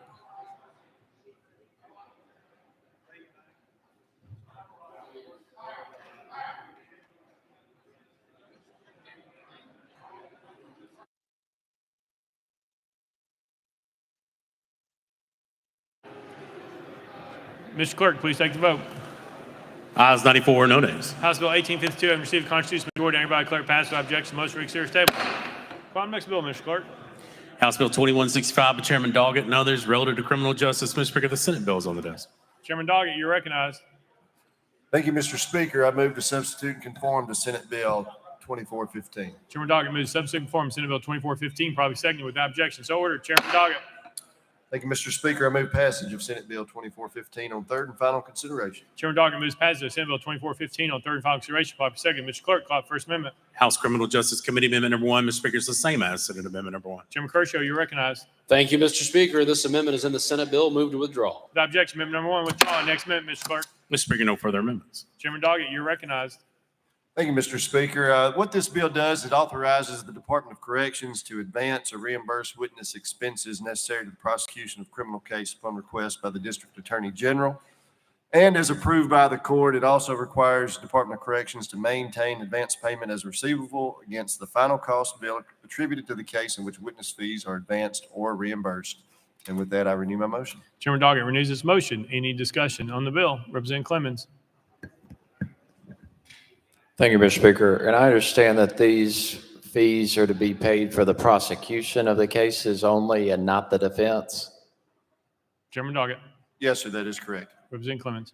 Thank you, Mr. Speaker. And I'm sure this was discussed in the committee process, but are we not concerned about the state impartially taking or showing favor to the prosecution versus the defense?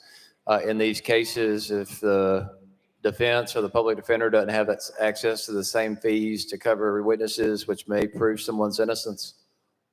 Chairman Doggett. Thank you, Mr. Speaker. There are other funding mechanisms available for the defense. This only addresses the prosecution side.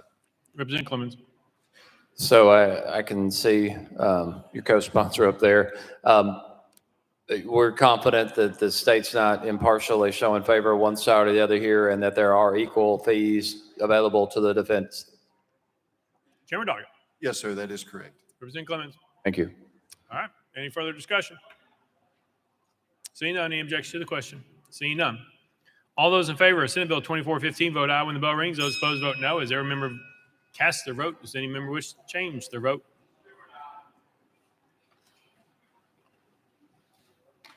Mr. Clerk, vote aye. Please take the vote. Ayes 93, no nays. Senate Bill 2415 and received constitutional majority. I hereby declare it passed without objection. Motion to reconsider is tabled. Call the next bill, Mr. Clerk. House Bill 2096 by Leader Lamberth relative to food stamp program. Mr. Speaker, the Senate bill is on the desk. Leader Lamberth, you're recognized. Thank you, Mr. Speaker. I move to substitute and conform to Senate Bill 2071. Leader Lamberth moves substitute conform Senate Bill 2071, probably second without objection. So ordered. Leader Lamberth. Thank you, Mr. Speaker. I move passage of Senate Bill 2071 on third and final consideration. Leader Lamberth moves passage of Senate Bill 2071 on third and final consideration, probably second. Ms. Clerk, call First Amendment. House Health Committee Amendment number 1. Chairman Terry, you're recognized. Thank you, Mr. Speaker. Move to withdraw. Objection. Amendment number 1 withdrawn. Next amendment, Mr. Clerk. House Finance Ways and Means Committee Amendment number 1 filed as House Amendment 2. Mr. Speaker, it's the same as Senate Amendment number 1. Chair Lady Hazelwood, you're recognized. Thank you, Mr. Speaker. Same as Senate Amendment number 1. Move to withdraw. Without objection, amendment number 2 withdrawn. Next amendment, Ms. Clerk. Mr. Speaker, no further amendments. Leader Lamberth, you're recognized. Thank you, Mr. Speaker. I renew my motion. Leader Lamberth renews his motion. Any discussion? See none. Any objection to the question? See none. All those in favor of Senate Bill 2071, vote aye when the bell rings. Those opposed, vote no. As every member casts their vote, any member wish to change their vote?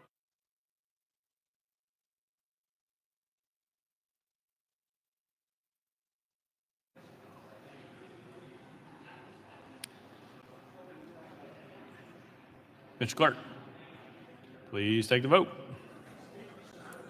Ayes 91, no nays. Senate Bill 2071 having received a constitutional majority, I hereby declare passed without objection. The motion reads serious table. Call the next bill, Mr. Clerk. House Bill 2212 by Chairman Russell relative to criminal procedure. Mr. Speaker, the Senate bill is on the desk. Chairman Russell, you're recognized. Thank you, Mr. Speaker. I move to substitute and conform to Senate Bill 2632. Chairman Russell moves substitute form Senate Bill 2632, probably second without objection. So ordered. Chairman Russell. Thank you, Mr. Speaker. I move passage of Senate Bill 2632 on third and final consideration. Chairman Russell moves passage of Senate Bill 2632 on third and final consideration, probably second. Mr. Clerk, call the First Amendment. House Criminal Justice Committee Amendment number 1. Mr. Speaker, it's the same as Senate Amendment number 1.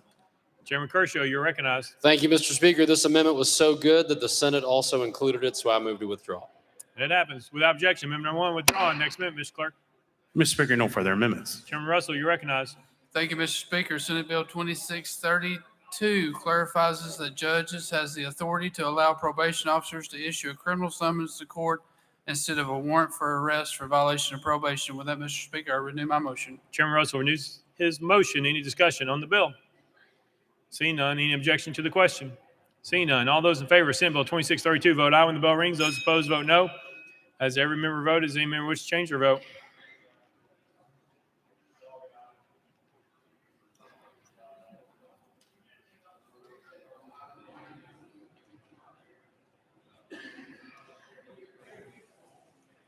Mr. Clerk, please take the vote. Ayes 92, no nays. Senate Bill 2632 having received a constitutional majority, I hereby declare passed without objection. The motion reads serious table. Call the next bill, Mr. Clerk. House Bill 2911 by Chairman Howell relative to Polk County Board of Education. Chairman Howell, you're recognized. Thank you, Mr. Speaker. I move passage of House Bill 2911 on third and final consideration. Chairman Howell moves passage, probably second. Mr. Clerk, call the First Amendment. House Local Government Committee Amendment number 1. Chairman Crawford, you're recognized. Thank you, Mr. Speaker. The amendment adds to the bill. I move to adopt and defer to the sponsor for a further explanation. Chairman Crawford moves adoption amendment number 1, probably second. Any discussion on the amendment? Seeing none, all those in favor of amendment number 1 say aye, aye. All those opposed say no. The ayes have it. You adopt the next amendment, Mr. Clerk. Mr. Speaker, no further amendments. Chairman Howell, you're recognized. Thank you, Mr. Speaker. Members, this is a private act for Polk County. Because of the latest census, the growth in population and redistricting, it is necessary to adjust the makeup of the county school board to mirror the county commission districts. It will go from 3 to 4 districts and add 1 new member to the school board, going from 9 to 10. With that, Mr. Speaker, I renew my motion. Chairman Howell renews his motion. Any discussion on the bill? Seeing none, any objection to the question? Seeing none. All those in favor of House Bill 2911 as amended vote aye when the bell rings. Those opposed vote no. As every member voted, does any member wish to change your vote?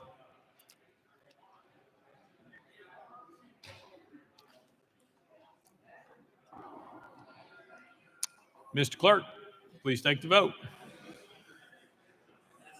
Ayes 91, no nays. House Bill 2911 having received a constitutional majority, I hereby declare passed without objection. The motion reads serious table. Call the next bill, Mr. Clerk. House Bill 2461 by Representative Rutter and others relative to assessments. Mr. Speaker, the Senate bill is on the desk. Representative Rutter, you're recognized. Thank you, Mr. Speaker. I move to substitute and conform to Senate Bill 2363. Representative Rutter moves substitute and form Senate Bill 2363, probably second without objection. So ordered. Representative Rutter. Thank you, Mr. Speaker. I move passage of Senate Bill 2363 on third and final consideration. Representative Rutter moves passage of Senate Bill 2363 on third and final consideration, probably second. Mr. Clerk, call it First Amendment. House Education and Instruction Committee Amendment number 1. Mr. Speaker, it's the same as Senate Amendment number 1. Chair Lady Moody, you're recognized. Thank you, Mr. Speaker. We move to withdraw. Without objection, amendment number 1 withdrawn. Next amendment, Mr. Clerk. Mr. Speaker, no further amendments. Representative Rutter, you're recognized. Thank you, Mr. Speaker. This legislation allows a student or a student's parent to request additional time to complete a TCAP test. And with that, I renew my motion. Representative Rutter renews her motion. Any discussion on the bill? Representative Powell. Thank you. I guess my question is, I know this is different from like college testing and allowing people more time for college testing, which I know is sometimes necessary. People might have, say, a learning disability where that might require them to have more time. But it's my understanding, I think that like a TCAP test might be used to get into another public school, like a magnet school, for example. And I know when it comes to college testing, there has been a lot of scandals where people have used a loophole to have more time to take those tests. Most of the time they're legitimate, but there are people that have taken advantage of those rules to allow their children to have more time for those tests. And so my only concern here is, like, what are the guidelines that are in place that would allow this student to have more time? Do they have to provide medical records, evidence for the parents, or from like a physician, or is it just a parent saying so? Because again, a lot of these schools can be very competitive to get into. And while I think most people have good intentions, this has become a problem, especially at the collegiate level, where people try to use and take advantage to allow their children to have more time for tests. So I just wanted to, if you could speak to that, I'd appreciate it. Representative Rutter. Thank you. Thank you for the question.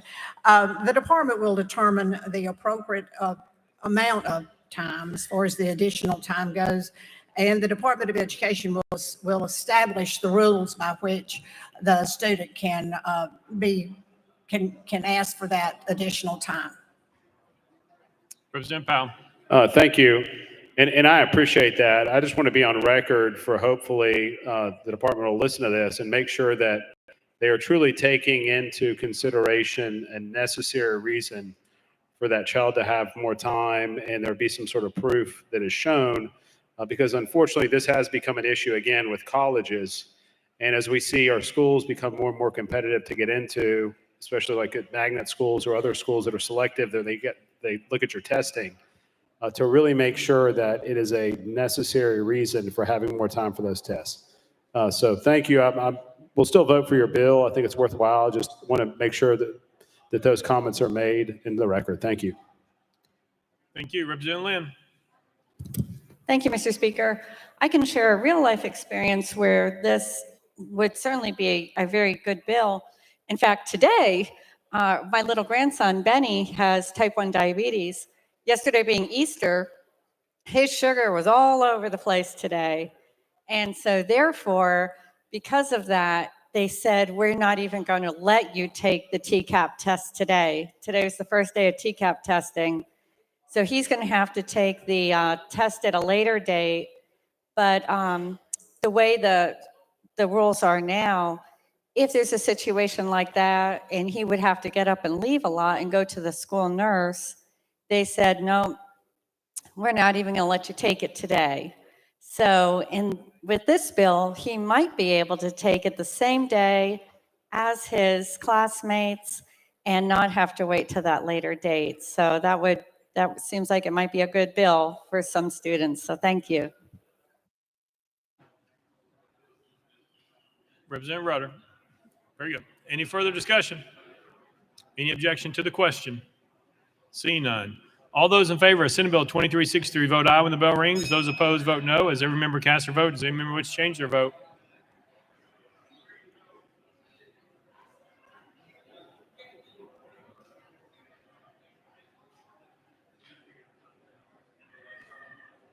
Mr. Clerk, please take the vote.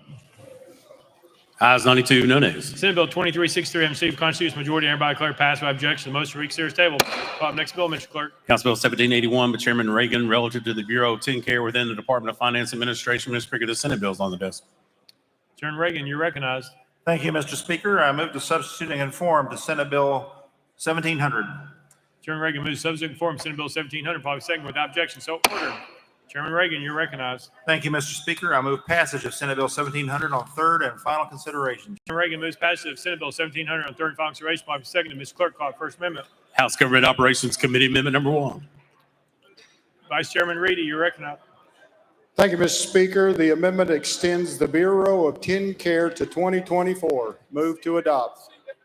Vice Chairman Reedy moves adoption of House Amendment number 1, probably second. Any discussion on the amendment? Seeing none. All those in favor of adopting amendment number 1 say aye, aye. All those opposed say no. The ayes have it. You adopt.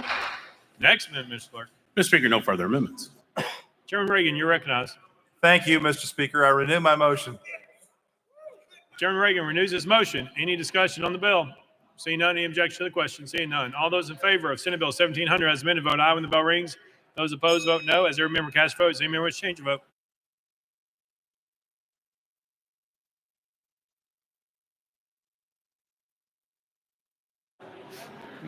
Ms. Clerk, please take the vote. Ayes 93, no nays. Senate Bill 1700 having received Senate Bill 1700 receiving constitutional majority, I declare it passed without objection. The motion reconsider is tabled. Call up next bill, Mr. Clerk. House Bill 1782 by Chairman Reagan relative to the Consumer Advocate Division in the Office of the Attorney General and Reporter. Chairman Reagan, you're recognized. Thank you, Mr. Speaker. I move passage of House Bill 1782 on third and final consideration.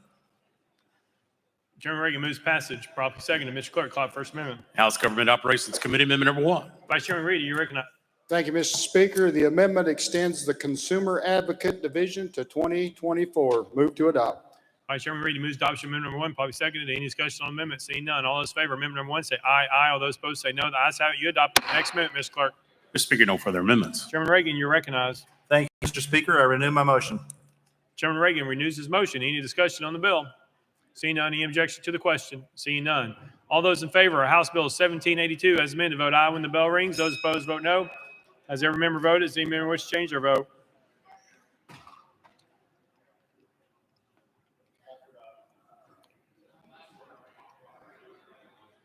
Mr. Clerk, please take the vote. Ayes 84, 7 nays. House Bill 1782 and received the constitutional majority. I hereby declare passed without objection. The motion reconsider is tabled.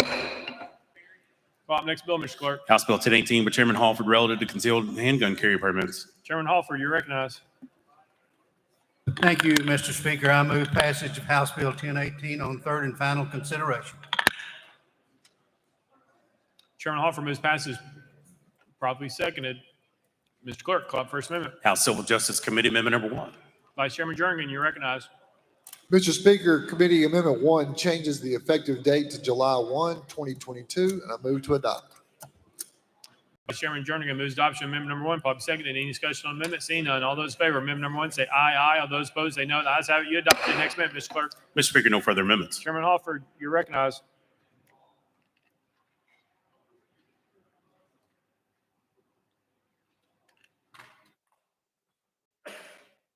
Chairman Halford, you're recognized.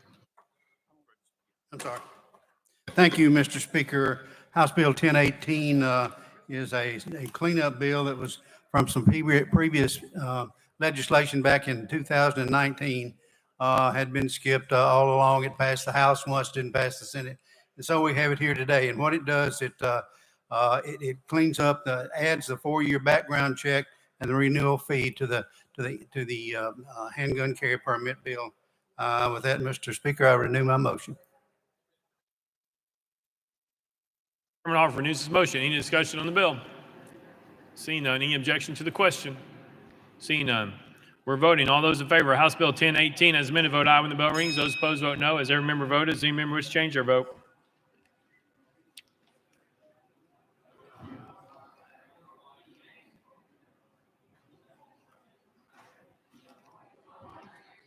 Mr. Clerk, please take the vote. Ayes 78, 12 nays, 1 present not voting. House Bill 1018 having received constitutional majority, I hereby declare it passed without objection. The motion to reconsider is tabled. Call up next bill, Mr. Clerk. House Bill 2860 by Chairman Kumar relative to criminal offenses. Mr. Speaker, the Senate bill is on the desk. Chairman Kumar, you're recognized.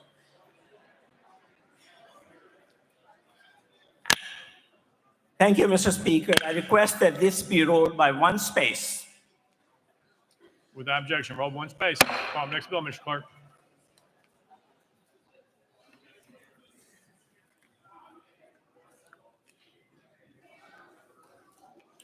House Bill 2849 by Chairman Kumar relative to healthcare professional licensing. Mr. Speaker, the Senate bill is on the desk. Chairman Kumar, you're recognized. Thank you, Mr. Speaker. I move to substitute and conform to Senate Bill 1902. Chairman Kumar moves substitute and conform Senate Bill 1902, probably seconded without objection. So ordered. Chairman Kumar, you're recognized. Thank you, Mr. Speaker. I move to passage of Senate Bill 1902 on third and final consideration. Chairman Kumar moves passage of Senate Bill 1902 on third and final consideration, probably seconded. Mr. Clerk, call up First Amendment. House Health Committee Amendment number 1. Mr. Speaker, it's the same as Senate Amendment number 1. Chairman Terry, you're recognized. Thank you, Mr. Speaker. Move to withdraw. Without objection, amendment number 1 withdrawn. Next amendment, Mr. Clerk. Mr. Speaker, no further amendments. Chairman Kumar, you're recognized. Thank you, Mr. Speaker. Senate Bill 1902 authorizes the Board of Medical Examiners and the Board of Osteopathic Examiners to issue to an eligible physician or medical graduate from a foreign country a short-term visitor clinical training license for 90 days after their credentials have been verified. With that, Mr. Speaker, I renew my motion. Chairman Kumar renews his motion. Any discussion on the bill? Seeing none, any objection to the question? Seeing none. All those in favor of Senate Bill 1902 vote aye when the bell rings. Those opposed vote no. Has every member voted? Does any member wish to change their vote?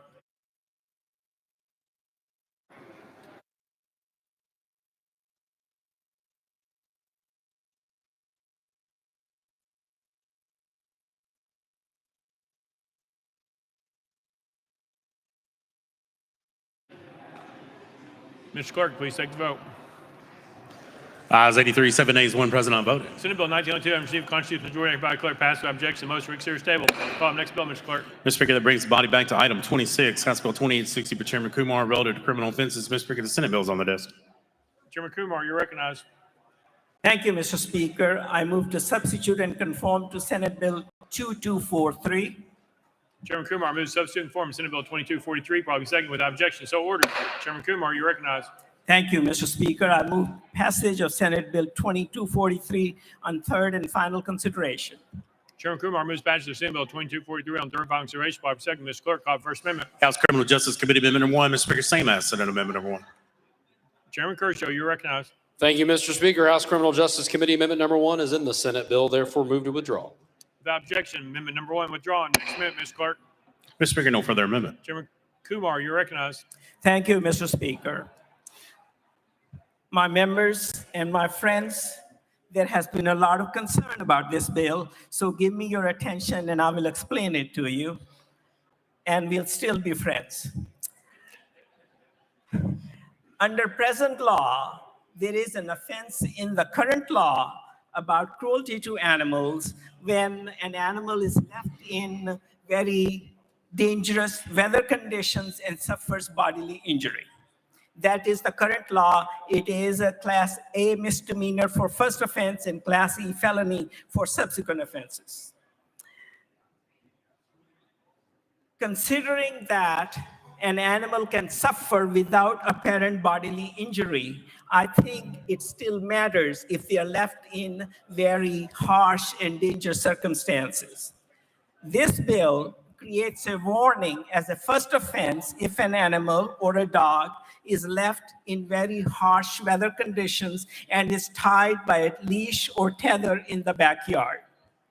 Second offense and subsequent is a Class C misdemeanor, and it is meant to remind the owners of mankind's best friend to let their dog off a leash or tether if very harsh weather conditions are there or about to occur. It is a reminder for people to do that. It is true that in an emergency, we are going to be concerned about our life, property, and family, and that is how it should be. However, most of the time, these harsh weather conditions don't happen in a moment. In today's weather science, there is definitely warning 1, 2, or 3 days ahead of time so we can plan. All it says is let the animal off the leash so the animal is not tied down in dangerous weather conditions.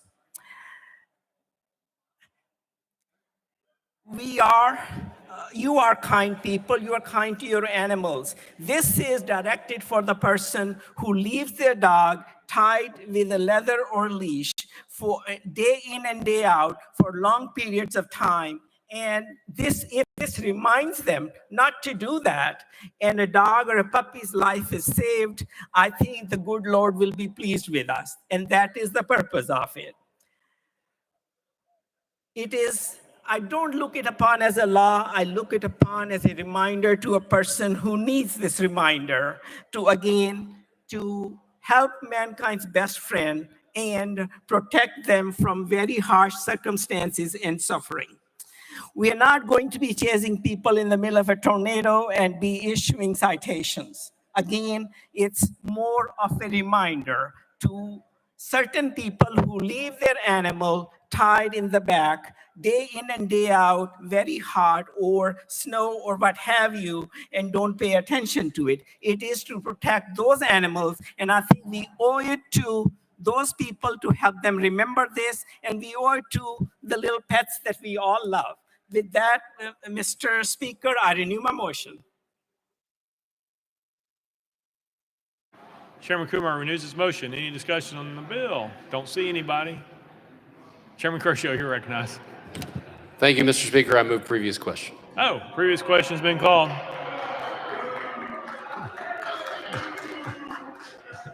I hear boos, but that's not an objection in the House rules. We are voting. All those in favor of Senate Bill 2243 vote aye when the bell rings. Those opposed vote no. Has every member voted? See me or wish to change their vote? Yeah.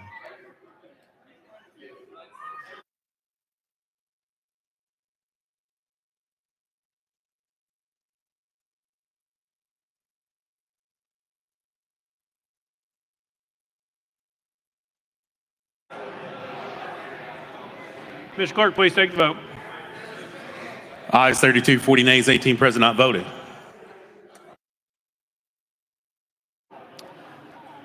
House Bill, or Senate Bill 2243, having failed to receive constitutional majority, I hereby declare it re-referred to the Committee of Calendar and Rules. Call up next bill, Mr. Clerk. House Bill 2675 by Leader Lamberth and Representative Grills read to General Assembly members. Mr. Speaker, the Senate bill is on the desk.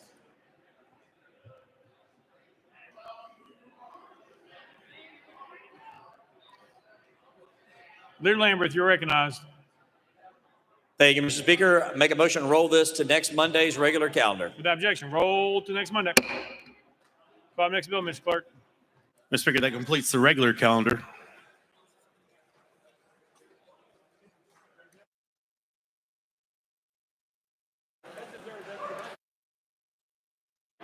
Call up next calendar, Mr. Clerk.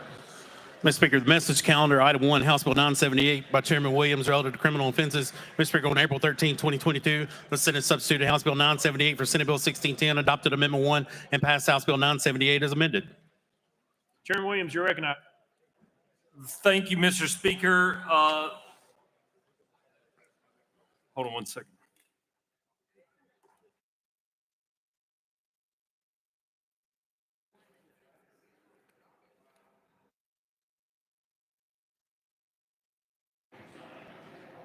Chairman Williams. Thank you, Mr. Speaker. Amendment number 1, I move to concur with Senate Amendment number 1. Chairman Williams moved to concur in Senate Amendment number 1, probably seconded. Any discussion on the amendment? Representative Clemens. Thank you, Mr. Speaker. Mr. Sponsor, with regards to, well, I mean, I opposed the bill. Let's get that out of the way. But why are we having it a lesser offense to engage in camping on the shoulder, berm, or right-of-way of a state or interstate highway than other locations? Chairman Williams. Thank you, Mr. Speaker. Yes, current state law, if you go home and someone's hitchhiking on the interstate, law enforcement can charge them with a misdemeanor and help them get to the next exit. They don't do that now, but that offense is currently a misdemeanor. The offense of camping, which is a felony in the statute, mirrors the law that was passed here in 2012 when the Tennessee General Assembly deemed that we didn't want camping on War Memorial. Since that time, the AOC has reported that there has been no one charged or any criminal offenses adjudicated as it relates to a felony of camping. It's just simply stays consistent in the statute for what this body has done in previous years. Representative Clemens. Thank you, Mr. Speaker. But it seems like it would be more dangerous for a person to engage in camping on a right-of-way of a state or interstate highway than it would be, say, on Legislative Plaza. Why are we making that a lesser offense? Chairman Williams. Thank you, Mr. Speaker. It's a lesser offense because that's the way it currently is in the statute. I agree with my good friend from Davidson County. As you are well aware, several homeless people, folks, citizens in this community have lost their lives either from a vehicle leaving the highway into a homeless camp or by flooding in a homeless camp in a right-of-way area that was designed for that. So All we're trying to do here is be consistent in this bill as we have been with the statute in the past. Representative Clemens.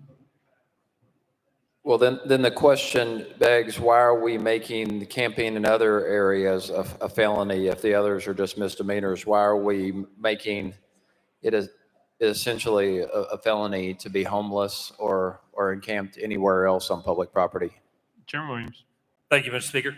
We're not making it a felony to be homeless. We're making it a felony to camp on public property. Currently in state statute, it says that it is a felony to camp on state property.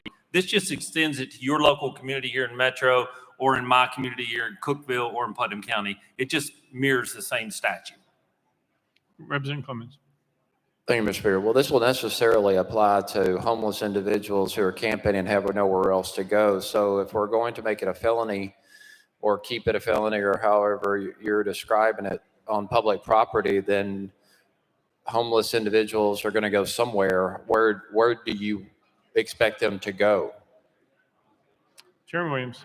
Thank you, Mr. Speaker. Well, in my community, where we have issues as it relates to state property, we have a whole half of a hotel room where we, as a local community, house the homeless in hotel rooms.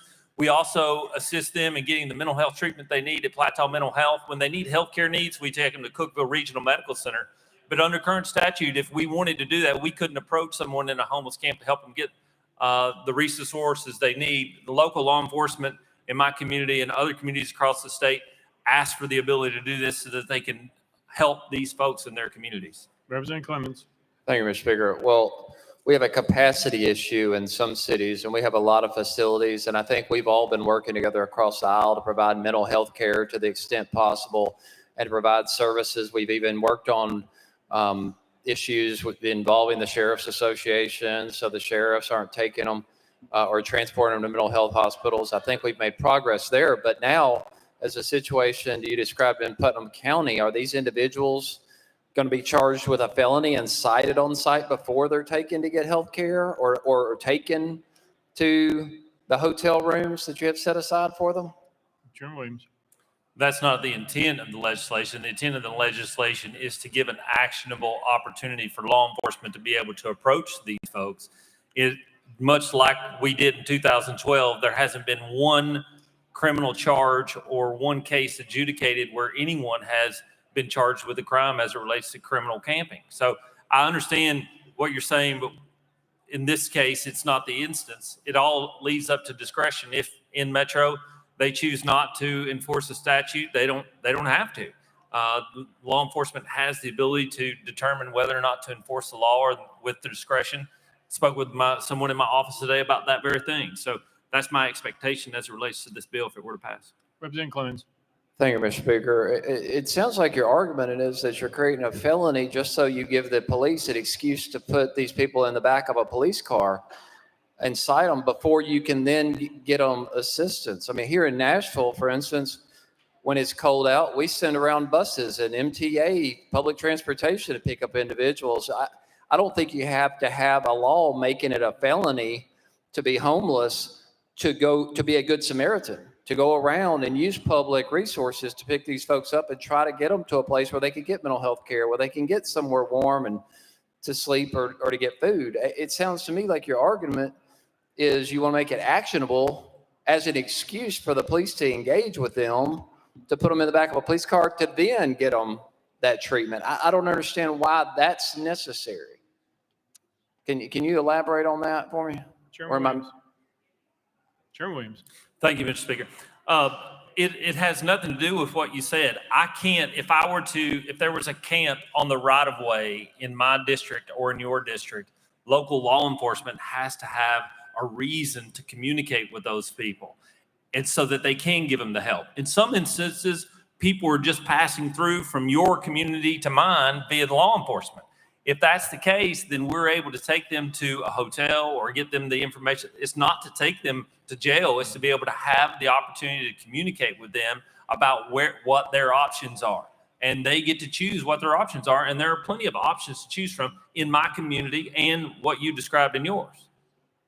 Representative Clemens.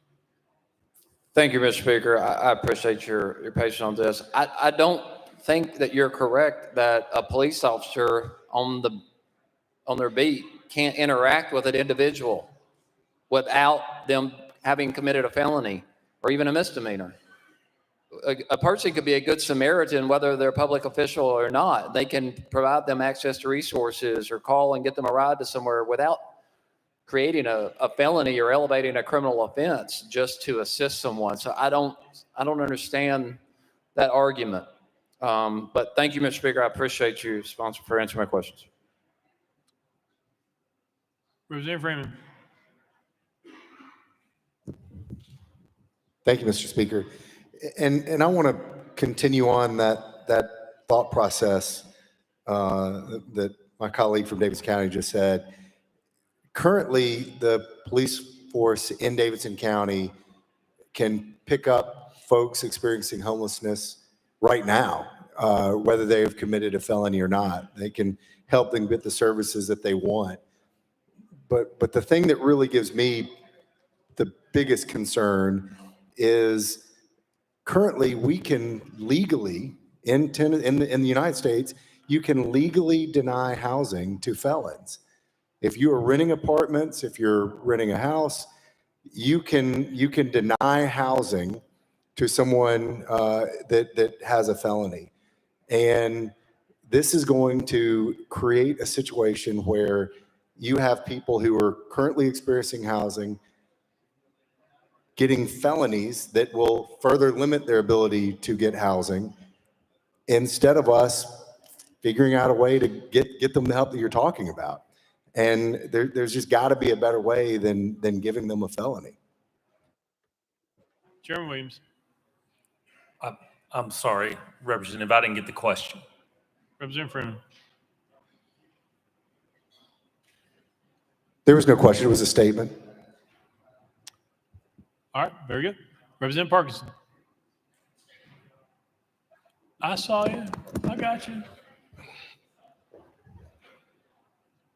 Thank you, Mr. Speaker. And Mr. Sponsor, I'm sure you're well intentioned with what you're trying to do. And I don't know if I'm the only person in here, but I was homeless 3 times before the age of 17. Thank God that this law wasn't in place where I was living, because I possibly wouldn't even be here. And I just think that we should I just think that we should be more compassionate, because those are individual stories that are out there, individual situations, could be mental health situations, could be anything, but to criminalize, individuals that are in those situations is just a terrible, terrible idea, and is not representative of the values of our state and the values of our people here in Tennessee. Our people volunteer to help people, and there's nothing or no criminal no intent to make them criminals when we volunteer to help them. And so I think that we should stick to those values and continue to be volunteers, the volunteers that we are, and give and be compassionate for the people that are suffering these situations. I've been there. I know what it feels like. Thank you. Representative Towns. Thank you, Mr. Speaker. Good looking out, Mr. Speaker. Sponsor yield. Chairman Williams. Chairman, I know all of us, here try to do what we think is going to be beneficial to the people of the state of Tennessee. And it's been brought up, the criminalization of certain acts, sometimes that's simply beyond your control. One of our colleagues just talked about this young age. And many years ago in this state, we shut down a lot of our mental health institutions. This has been over 25 or 30 years ago. And I remember in the community where people were talking about some of the things that were going to happen, and they're happening today. Now, those people are homeless. I don't know if you had an opportunity to ever go out and talk with and see what they're doing, but it's a very hard deal. It's a hard deal to be homeless, especially for women with children. It's a very traumatic deal for a human being to be homeless. No hole to go in. The foxes have holes. The bears have dens. There's nowhere to go. We couple that, Mr. Representative, with the last report I saw in Nashville. You need to make at least $65,000, $70,000 to really afford a decent house in this city. Now, it's progress. Some call it progress. However, if you're making a minimum wage, there's no way you can afford anything in this city. What I would like to see more, Mr. Representative, is that we look at something in terms of studying how it is that we deal with homelessness in our communities. And you know, it's a problem all across the country. San Francisco, all these high dollar cities, Chicago, everywhere. And it's coming to a neighborhood near you soon. Homelessness is a problem, but criminalizing it gives me heartburn, because to me, that's not how I was raised. It's not the Christian thing to do. It's just simply not, because the book teaches us homeless will always be with the poor, will always be with us. How we treat them is how we're going to be judged to a certain degree. And I don't want to be in an era of mistreating anybody, let alone the homeless. I don't want to be in the ranks of the homeless. And I see it out there, and we overlook it. And I think there's a better way for us to approach it as opposed to criminalizing their behavior.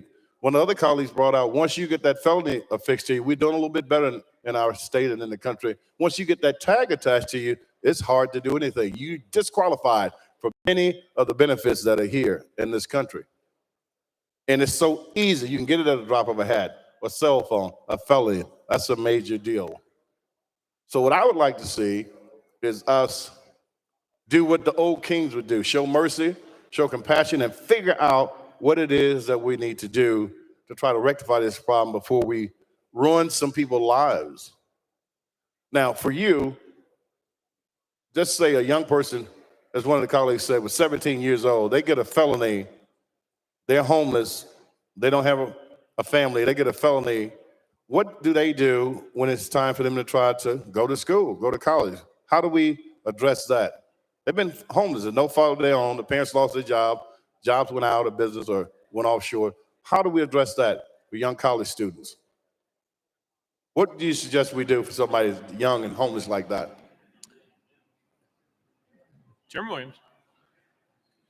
Thank you. That's a great discussion for you to have next year as it relates to a bill, but it doesn't really apply to this bill. I don't know if you're asking me to find solutions, and I don't really understand your question, but happy to work with the member, respect you. Just don't know what you want me to answer. Representative Towns. And we'll do that. I appreciate that honesty. We'll do that. We'll look at something next year. What I want to emphasize is that we got to figure a way as a body that governs everything in the state to figure out how to address some of these problems with a humane touch and a little bit of mercy, and figuring out how people can be recycled and redeemed and be able to be reused in our communities. Mr. Speaker, Mr. Representative, thank you. Chairman Williams. All right, Representative Stewart.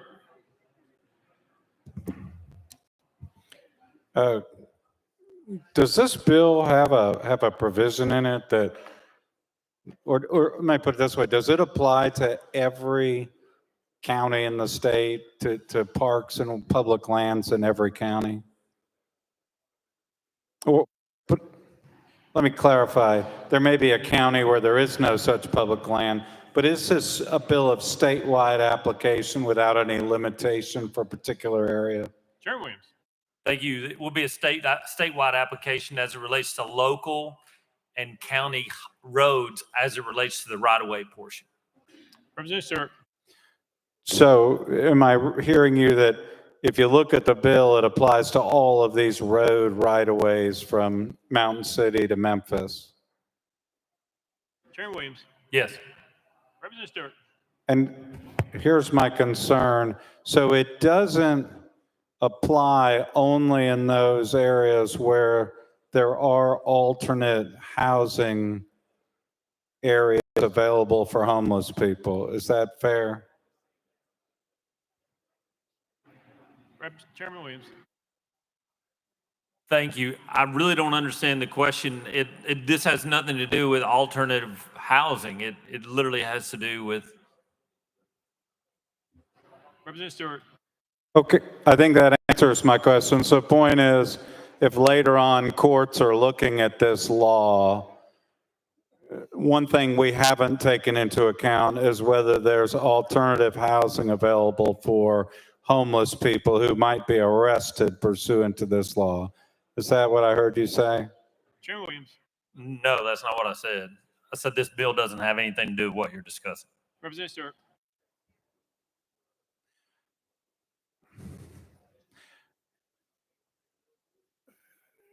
Do you think that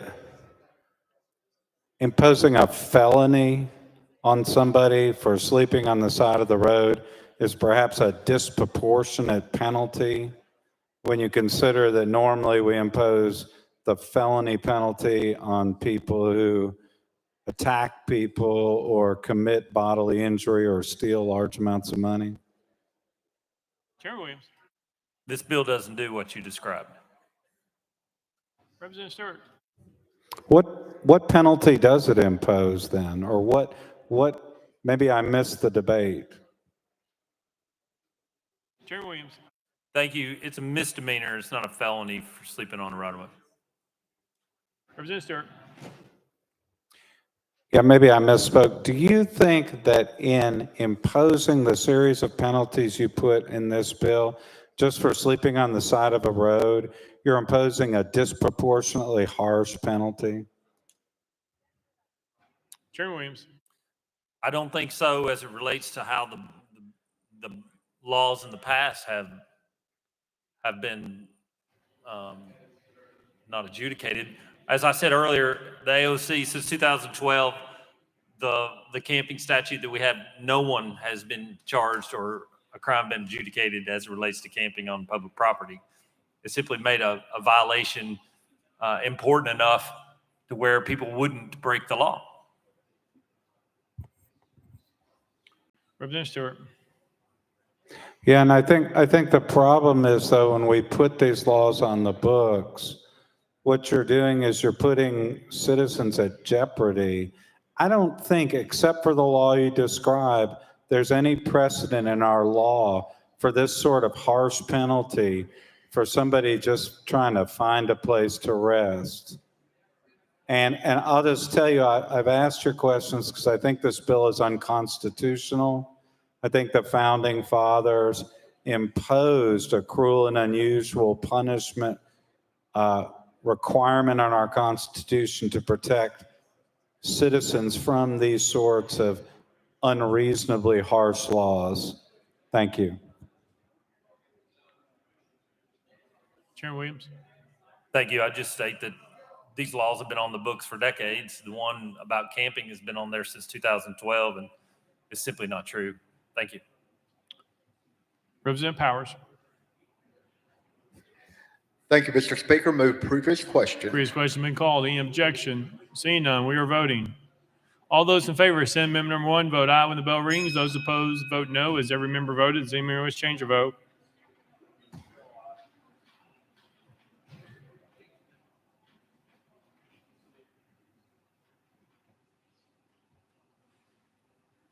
Mr. Clerk, please take the vote. Ayes 57, 28 nays, 6 present, not voting. Senate Amendment number 1, having received constitutional majority, everybody declare concurred in without objection. The motion to reconsider is tabled. Next message, Mr. Clerk. The House Bill 1922 by Representative Hicks of Washington relative to sexual offenders. Mr. Speaker, on April 11, 2022, the Senate substituted House Bill 1922 for Senate Bill 1786, adopted Amendment 1 and passed House Bill 1922 as amended. Representative Hicks, you're recognized. Thank you, Mr. Speaker. I move to roll this to the next message calendar, please.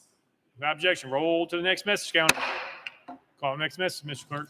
House Bill 2108 by Chair Lady Moody relative to textbooks. Mr. Speaker, on April 11, 2022, the Senate substituted House Bill 2108 for Senate Bill 2154, adopted Amendment 1 and passed House Bill 2108 as amended. Chair Lady Moody, you are recognized. Thank you, Mr. Speaker. On this amendment, it was truly an oversight on our part, considering the schedule for approval of our textbooks and instructional materials. We inadvertently left off English language arts because we've already done that. And what this amendment, our concurring, is to add English language arts back in the bill. And with that, Mr. Speaker, I move to concur with Senate Amendment number 1. Chairlady Moody moves to concur in Senate Amendment number 1, properly seconded. Any discussion on the amendment? Seeing none, any objection to the question? Seeing none, all those in favor of Senate Amendment number 1, vote aye when the bell rings. Those opposed, vote no. Has every member voted? Does any member wish to change their vote?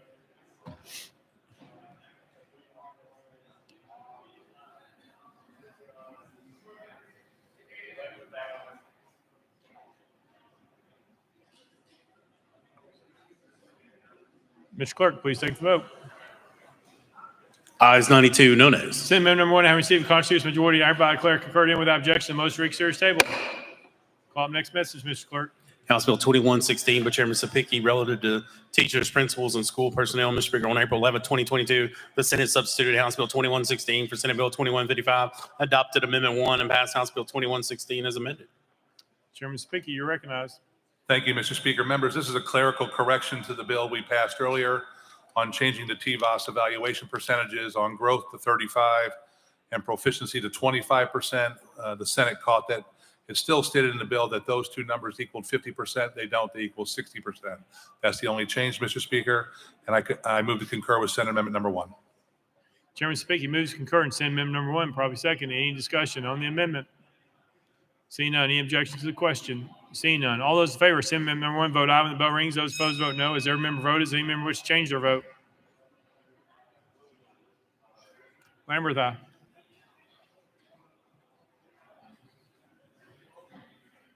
Mr. Clerk, please take the vote. Ayes 74, 18 nays. Senate Amendment number 1, having received a constitutional majority, I hereby declare concurred in without objection. The motion reconsider is tabled. Next message, Mr. Clerk. House Bill 2146 by Speaker Pro Tem Marsh and others relative to driver's licenses. Mr. Speaker, on April 13, 2022, the Senate substituted House Bill 2146 for Senate Bill 2399, adopted Amendment 1, and passed House Bill 2146 as amended.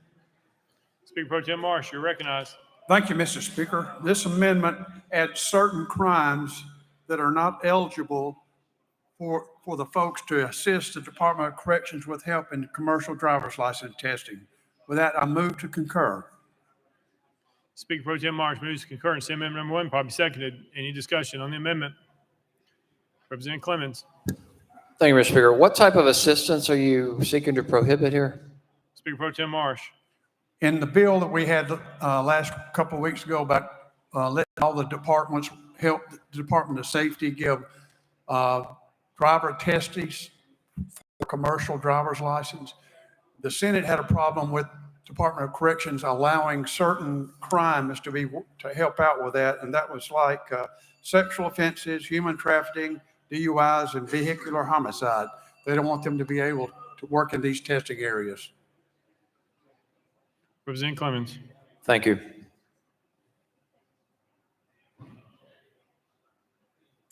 Representative Towns. Thank you, Mr. Speaker. Mr. Representative, this bill does help us with our truck driving workforce, right?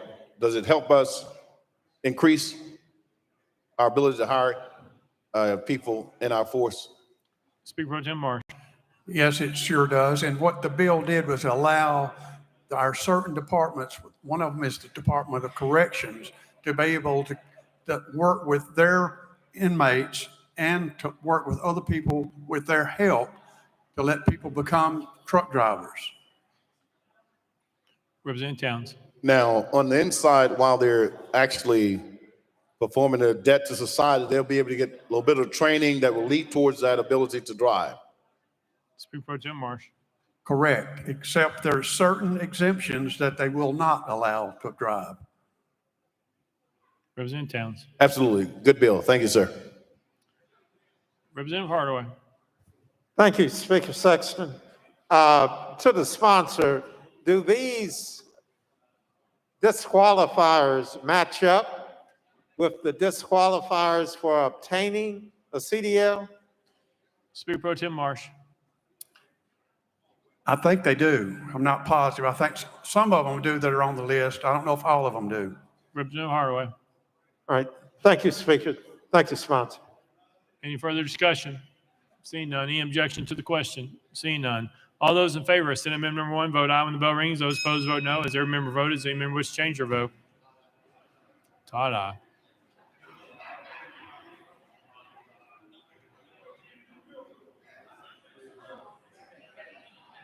Mr. Clerk, please take the vote. Ayes 94, no nays. Senate Amendment number 1 having received a constitutional majority, I hereby declare concurred in without objection. The motion to reconsider is tabled. Next message, Mr. Clerk. Senate Bill 2448 with Chairman Zachary and others. Chairman Zachary, you're recognized. Thank you, Mr. Speaker. I request this be rolled to Thursday's message calendar. Without objection, roll to Thursday's message. Next message, Mr. Clerk. House Bill 2649 by Chairman Williams relative to hospitals and healthcare facilities. Mr. Speaker, on April 12, 2022, the Senate substituted House Bill 2649 for Senate Bill 2162, adopted Amendments 1 and 2, and passed House Bill 2649 as amended. Chairman Williams, you're recognized. Thank you, Mr. Speaker. I move to concur with Senate Amendments number 1 and 2. Chairman Williams moves to concur in Senate Amendment numbers 1 and 2. Probably second. Any discussion on the amendment? Seeing none, any objection to the question? Seeing none. All those in favor of Senate Amendment number 1 and 2, vote aye when the bell rings. Those opposed, vote no. As every member voted, does any member wish to change their vote? Lafferty, aye.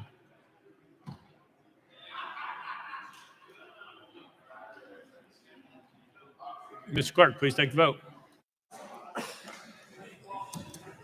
Ayes 93, 1 nay. Senate Amendment number 1 and 2 having received a constitutional majority, I hereby declare concurred in without objection. The motion to reconsider is tabled. Next message, Mr. Clerk. House Bill 2660 by Chairman Lafferty and others relative to administrative procedure. Mr. Speaker, on April 13, 2022, the Senate substituted House Bill 2660 for Senate Bill 2457, adopted Amendment 4, and passed House Bill 2660 as amended. Representative Lafferty, you're recognized. Thank you, Mr. Speaker. I move to concur in Senate Amendment number 4. Representative Lafferty moves to concur in Senate Amendment number 4. Probably second. Any discussion on the amendment? Any objection to the question? Seeing none. All those in favor of Senate Amendment number 4, vote aye when the bell rings. Those opposed, vote no. As every member voted, does any member wish to change their vote?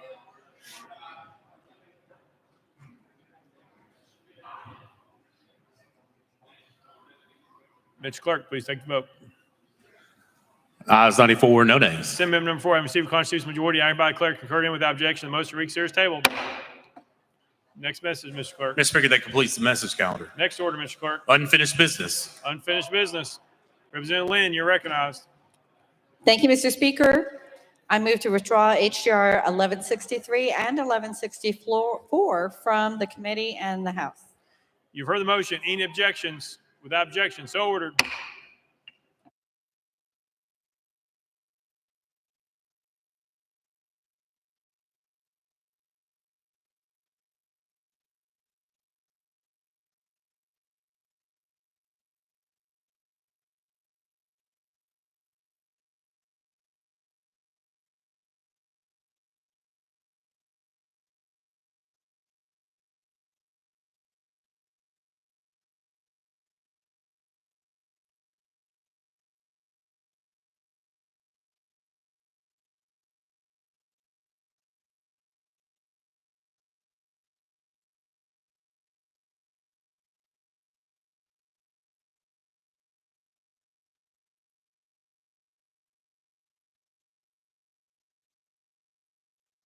Leader Lambert, you're recognized.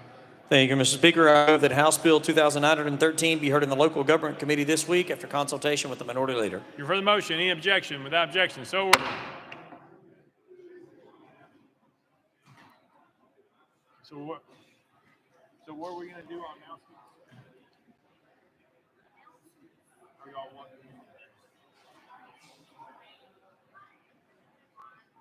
Is she going to say the subcommittee meeting tomorrow for the budget, or is anybody going to say we plan on trying to have the budget up here on Thursday?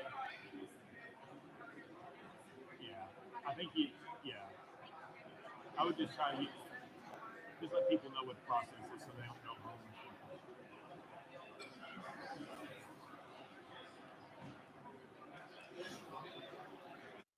Next order, Mr. Clerk. Announcements. Announcements. Representative Hodges. Thank you, Mr. Speaker. And for those who do make your money legally, today is tax day, so don't forget to do your taxes. Representative Carringer. Thank you, Speaker. I just wanted to remind everyone that tomorrow night is the Child Help Day of Hope concert. April 19th at 7:30 at 3rd and Lindsay, and everyone is invited. I hope you'll come out and support Child Help. Chairman Zachary. Thank you, Mr. Speaker. Members, calendar and rules will meet on Wednesday immediately following finance. Thank you. Chairman Crawford. Thank you, Mr. Speaker. I need to announce that at 9 o'clock in House Hearing Room 1, the full local government committee will be meeting tomorrow. 9 o'clock in the morning, House Hearing Room 1. Chair Lady Hazelwood, you're recognized. Thank you, Mr. Speaker. Members, I know there's a lot of interest in what's happening with the budget, and also concerns about budget amendments. So the deadline for filing amendments to the budget bill, House Bill 2882, we've extended that until 12 noon tomorrow. That same deadline will apply for budget amendments for full finance. Then in terms of just timing, what you can expect, we're expecting to have the appropriations budget in finance sub tomorrow afternoon. It would be in finance full on Wednesday, and our plan would be to have the budget on the floor on Wednesday. So again, finance sub tomorrow afternoon, Thursday. Finance sub tomorrow afternoon, finance full for the budget appropriations on Wednesday, and then on the floor in session on Thursday. Thank you. Any further announcements? Next order, Mr. Clerk. Roll call. Roll call.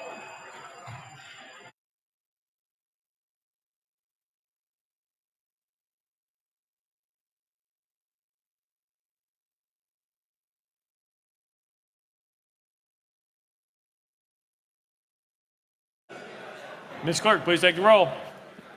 Mr. Speaker, 94 members present. Next order, Mr. Clerk. That completes the regular order, Mr. Speaker. Lear Gant, you're recognized.